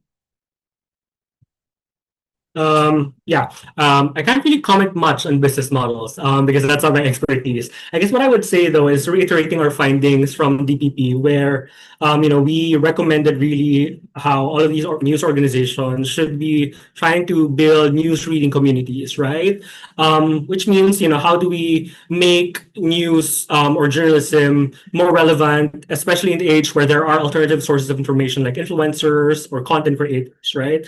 So in exploring trust building measures among newsrooms, right? Exploring emerging models of storytelling or techniques of storytelling that are appropriate for platforms. For instance, there are now more short form styles of storytelling that enable organizations like Clappler, right, that to reach audiences beyond your traditional storytelling techniques. And I think these are some of the key strategies to make sure that our newsrooms or our news organizations are able to keep abreast with the changing media landscape.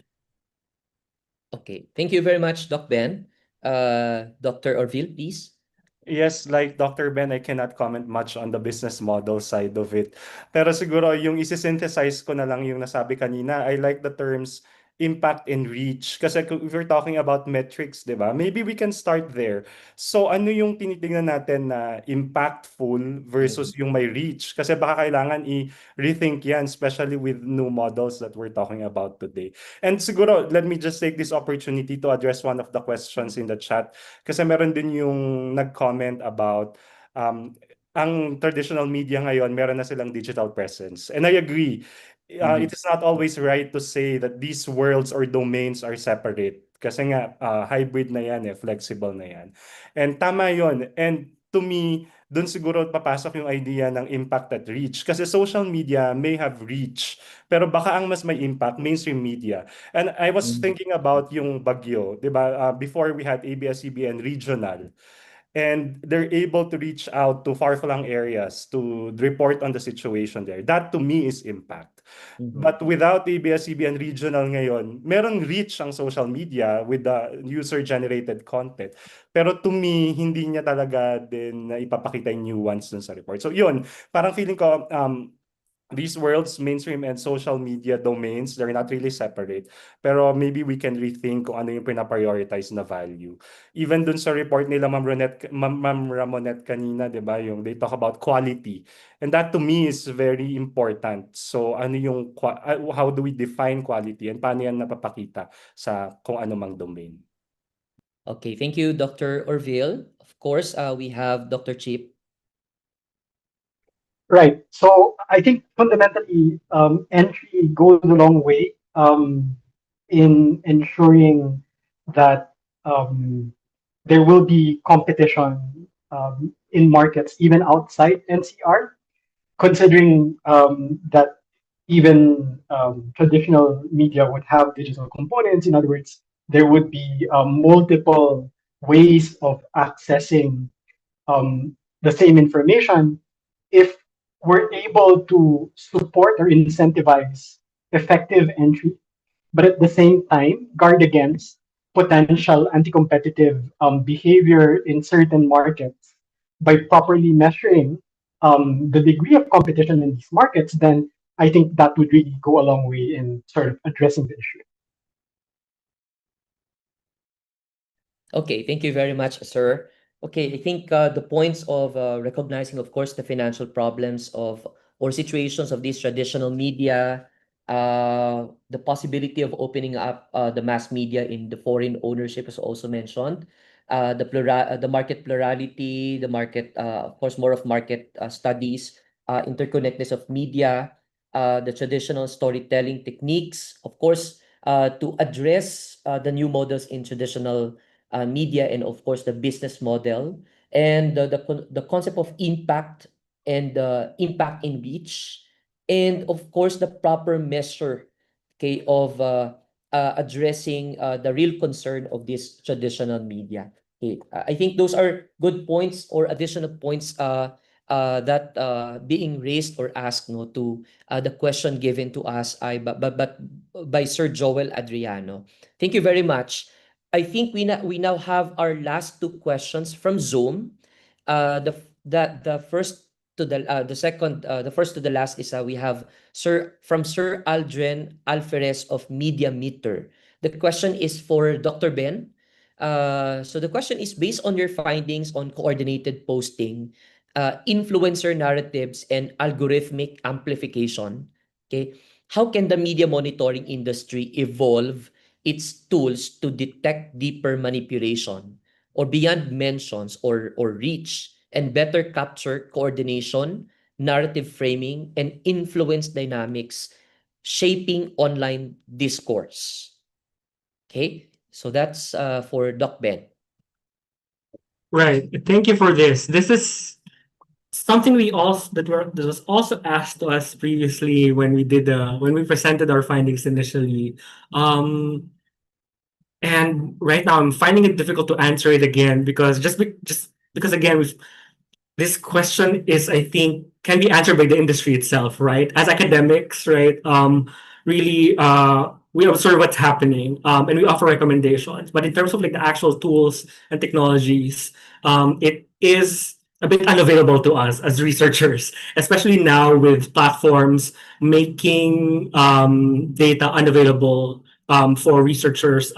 So we can really see coordination, all of these emerging strategies online. I think having that always on monitoring mechanism, for instance, could help media monitoring efforts or media monitoring industries to detect manipulation. Because usually what happens is manipulation has happened and then tapos na, like it's a sort of like a hit and run strategy where the damage has already been done, and then after the fact na lang yung detection of who did all of these manipulation strategies.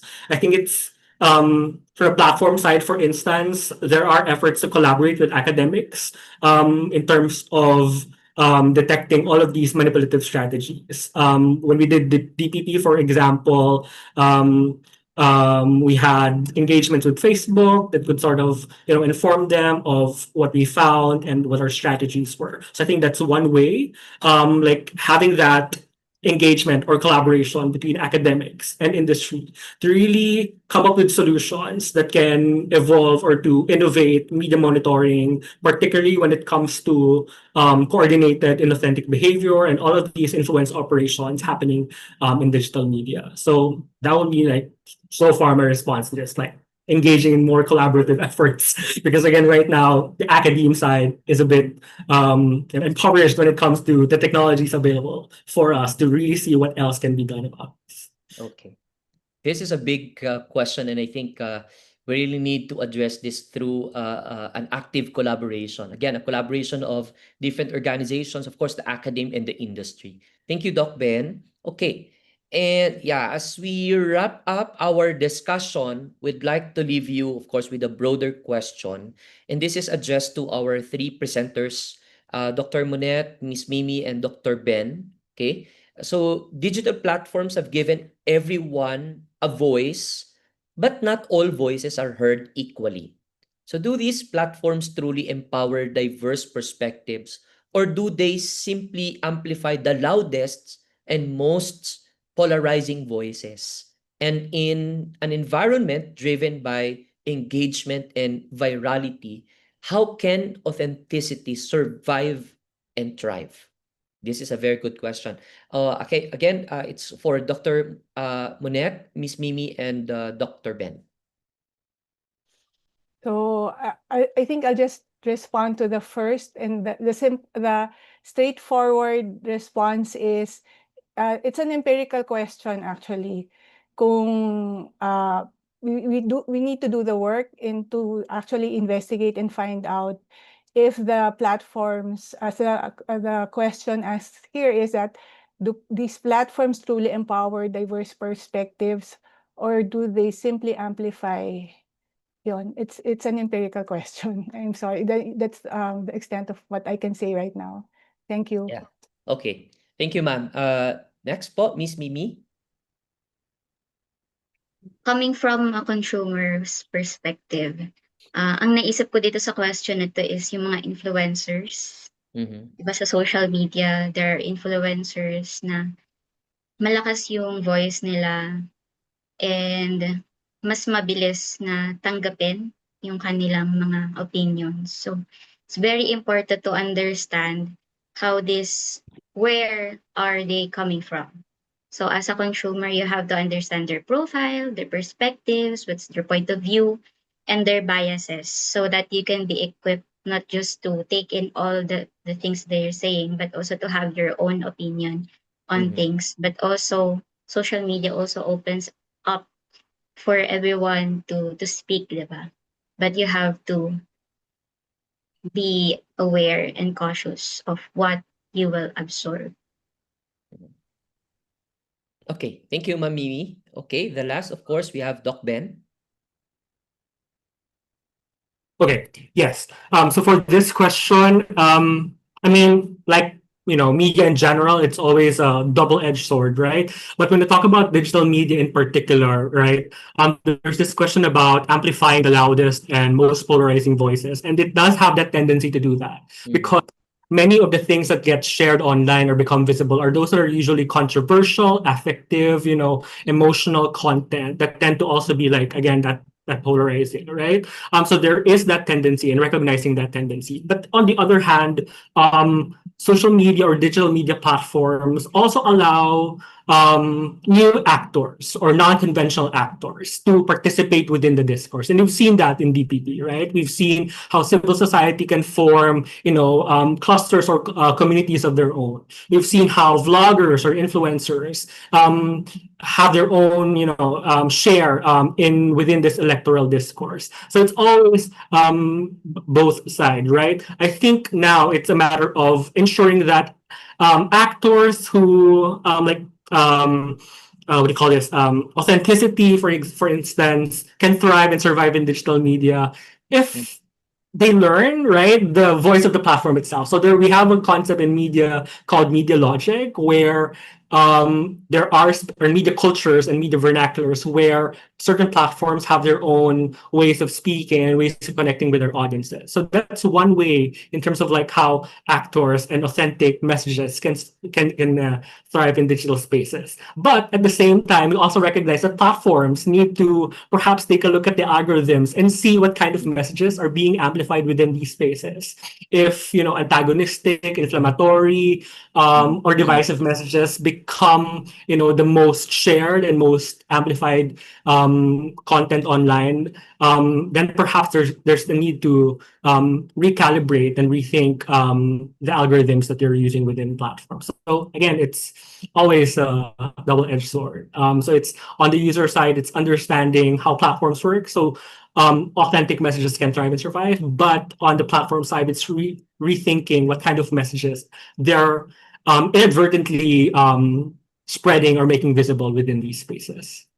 Okay, thank you, Doc Ben. Of course, the points also from an empirical side, from the content side, and at the same time, you've mentioned about the different, looking into the recalibration of the probably the platform, the messages, and as well as the consumers themselves. No, okay.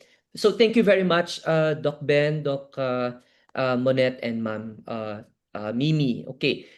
Okay, I think we're good. Let me just give you some sort of points of my reflections from this discussion. Of course, what we have heard today for me, paints a very big picture of how communication, whether through traditional mass media or digital platforms, shapes the reach, okay, of voices in our society. And the discussions showed us that concentration in media limits diversity while digital spaces expand influence, but also intensify polarization. Okay. And I think that through these discussions, now we were reminded that communication, the media and communication, is not only about transmitting information, but about shaping behavior, values, and I think the term also is conscience. No, and these insights challenge us to see communication at the very center of development and democracy. So it's about who gets heard, how far those voices reach, and whether they help build a more inclusive and ethical public sphere. So thank you very much to our presenters and discussants, Dr. Monette, Ms. Mimi, Dr. John Ben, Dr. Chip, and Dr. Orville. I think hindi pa po tapos. Before we officially close the open forum, let's hear, of course, some brief parting messages, very brief po, from our presenters and discussants. So I'll start again. I'll start now with Dr. Chip, then Dr. Orville, Doc Ben, Doc Monette, and Miss Mimi. Okay, Doc Chip, please. So I'm very thankful that I was invited to serve as discussant in this event. I learned a lot from the other presenters and from the responses of Dr. Monette and Mimi. So I really hope to see the progression of the research moving forward. I'm very much excited for the speakers and the way forward for the research agenda. And I'll stay tuned with PIDS's webinar series. Thank you, Doc Chip. Ako din po. Okay, let's have Dr. Orville. Yes, hello. Thank you, everyone. Thank you for PIDS. I also learned a lot from this webinar, especially the quantitative side of things, the economic models. Siguro yung last na sasabihin ko, social media changes some things, but it will not change everything. So we don't really have to reinvent the wheel. We don't have to relearn a lot of things kasi some things will stay the same. Like siguro good quality journalism will always be there, and that should be the guide. Yun lang po. Thank you. Thank you, Dr. Orville. Okay, Doc Ben. Yes. Again, thank you so much for the opportunity for the PIDS and PCS for the opportunity for me to speak and share our research findings. Echoing what Dr. Orville said, know that and contextualizing it within the broader field of comm, that comm can only change, so much, right? Comm cannot change everything. So it really takes a concerted effort to bringing together multiple perspectives, multiple voices, and multiple solutions, right? To address all of the problems that we have right now. I think venues like this, right, opens those kinds of doors for collaboration. So thank you so much. Thank you, Doc Ben. Okay, we have Dr. Monette. Hi. So thank you to our partners. This is really an excellent opportunity to discuss an important issue through a broader lens. And personally, I'm always excited to talk about competition, but yung mass media kasi talagang kakaiba yung nature niya. Hindi siya dapat natin i-treat lang as a simple industry. So again, thank you for the collaboration, and yeah, let's plan for future webinars. Thank you. Okay, thank you, Dr. Monette. Of course, the last but not the least, we have Miss Mimi. Thank you for this opportunity to present our report or research about mass media, and for the insights, for also for further research and for further analysis in terms of capturing or analyzing mass media and of multiple media now, so that this industry can help us in terms of economic and social progress. Thank you very much, Miss Mimi. Okay, I think, of course, this is a very fruitful discussion. As much as we still want more discussion, of course, we unfortunately don't have much time, no? And once again, I would like to thank everyone, okay, to our panel for the valuable insights, and to our audience for their active participation and for staying until this time, okay? So let's give everyone a big round of applause.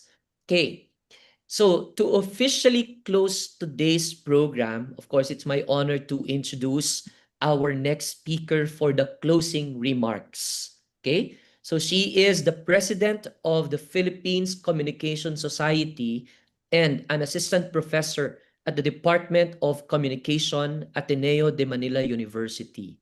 Please welcome Dr. Leonor C. Lopez-Hernando. Magandang umaga po sa inyong lahat. What an insightful and meaningful morning this has been.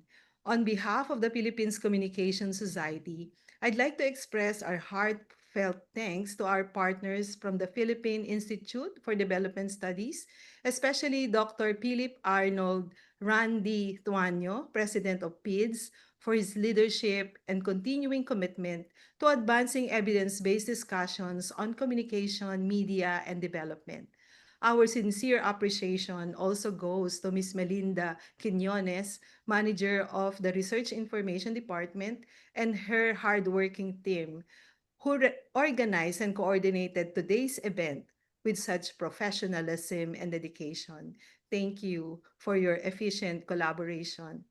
Today's webinar, Conversations on Communication, Media, and Development, has allowed us to see the Philippine media landscape through two powerful lenses. First, from Dr. Ramonette Serafica and Ms. Cel Oren, we learned about the dynamics of media competition, how ownership patterns, regulations, and emerging technologies affect not only the industry's growth, but also its diversity and independence. The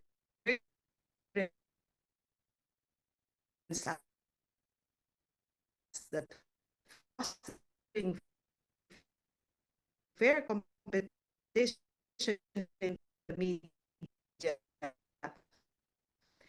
not just about so approving strengthening democracy. In my own PCS review, explored how public opinion and political discourse now unfold across digital platforms. Their study urges us to reflect on how we engage in these online spaces, how communication, when used responsibly, can help us build trust and understanding rather than division. Ang mga research na ito ay nagpapaalala sa atin na ang komunikasyon at kaunlaran ay may malalim na pagkakaugnay.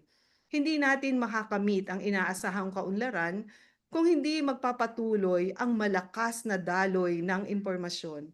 At kung tayong mga mamamayan ay patuloy na mananahimik, hindi makikilahok sa mga usapin, at kung ang ating mga media ay ginagamit lang ng mga may kapangyarihan.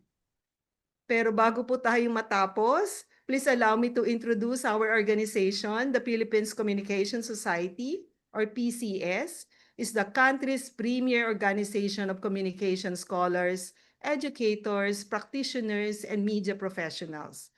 For 40 years, PCS has been a space for dialogue, collaboration, and critical reflection on how communication shapes our national life.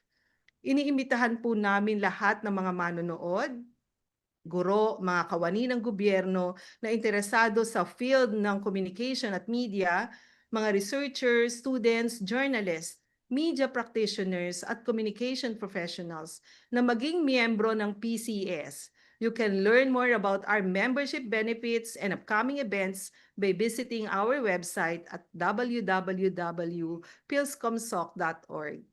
We also take pride in our open access peer-reviewed journal, the PCS Review, where you can find timely and relevant research on communication and media, including the study that Dr. Ben presented today. Our 2025 issue will be released this December, and we encourage you to read, share, and contribute to it. And before we officially close, I'm happy to announce our upcoming roundtable discussion happening next week, November 22, 2025, Level 5 Maven at Capitol Commons, Pasig City. We will be joined by Father Manuling Francisco, also with journalist Arlene Burgos and known crusader for social accountability, Mr. Dondon Parafina.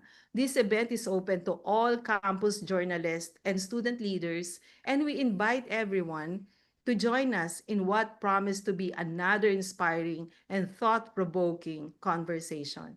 I would also like to acknowledge my fellow PCS officers and BODs who are currently watching this webinar and who work tirelessly in advancing our organization's mission. With special mention, of course, to Dr. Orville Tatcho and Dr. Jomar Redubla for their leadership, passion, and continuing support. Once again, our warmest thanks to Dr. Randy, Ms. Mel, and the entire PIDS team for this successful partnership, and to everyone who joined us today for your thoughtful participation and engagement. Let us continue these conversations beyond this webinar into our classrooms, our newsrooms, our research spaces, our offices, and our communities so that communication remains a tool for empowerment, equity, and national development. Maraming salamat po at magandang araw. Maraming salamat po, Dr. Lenny. Okay, thank you din po for the shout out, no? And also, I would like to thank you to uh, all our presenters, discussants, and guests for joining us in this productive and insightful session. Okay, so before we officially close, let me announce the raffle winners. Okay, so we have a raffle winners because I think I mentioned that also earlier. And for those joining our event for the first time, no, the PIDS team selects 2 winners from the Zoom audience and 1 winner from Facebook. So the team has prepared also some tokens for you. Are you excited to know? Wala yung pangalan ko. I'm looking also for my name and about to type it here on my script, no? Okay. So the winners from Zoom, uh let me announce. Okay, walang music. Okay. Let me announce from Zoom, it's Sir John Nico Espiritu from DOST National Academy of Science and Technology. Congratulations, sir. So you are one of the winners of this exciting raffle. So, pa-type na lang po, I guess. Okay? Ayan, okay. Pasabi po, pa-mine na lang po if you were able to acknowledge or so to acknowledge the prize, no? Okay. And the second winner for Zoom, we have Sir Joel Adriano of the Asian Compass. Congratulations, Sir Joel, for winning the second prize of the raffle. And of course, from our Facebook, okay, from our Facebook, we have from the Philippine Institute of Environmental Planners, the winner is Sir Marvin Ryan Makuha Tejada. Okay, Sir Marvin Ryan Makuha Tejada. Thank you very much and congratulations, Sir Marvin. Okay, congratulations to all the winners. Of course, the PIDS Tech team will coordinate with you on how to claim your prize. And of course, don't leave yet as we have a few reminders. So the speaker's presentation will be available at the PIDS website from the link provided in the Zoom chat box and in the Facebook comment section. To our Zoom participants, please help us improve our events by answering our feedback form through the link provided again in the Zoom chat box. And the e-certificate of participation will be sent to your email automatically after submitting the completed feedback form. Okay? So, for our Facebook Live viewers, you can still earn your e-certificate through our replay on demand feature. Again, just scan the QR code or click the link in the comments to answer the pop quiz and submit by 10 p.m. tonight to qualify. Okay? So, okay, I think just a few reminder, keep in touch with us as well. Follow PIDS and PCS on social media. Also, feel free to visit our websites for more information. We hope to have you again at our future events. So please visit our webpage at www.pids.gov.ph/events to learn the details of our upcoming events and register.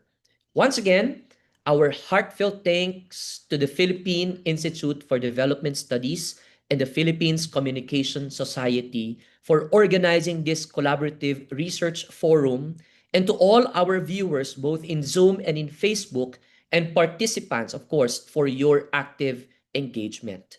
I am Jomar Redubla again, your host, thanking everyone for being part of today's event. Let us continue supporting evidence-based discussions that shape a more transparent, competitive, and communicative society. Have a wonderful day ahead, and we hope to see you in our future activities, both in PIDS and PCS. Mabuhay po kayong lahat at magandang umaga po sa inyong lahat.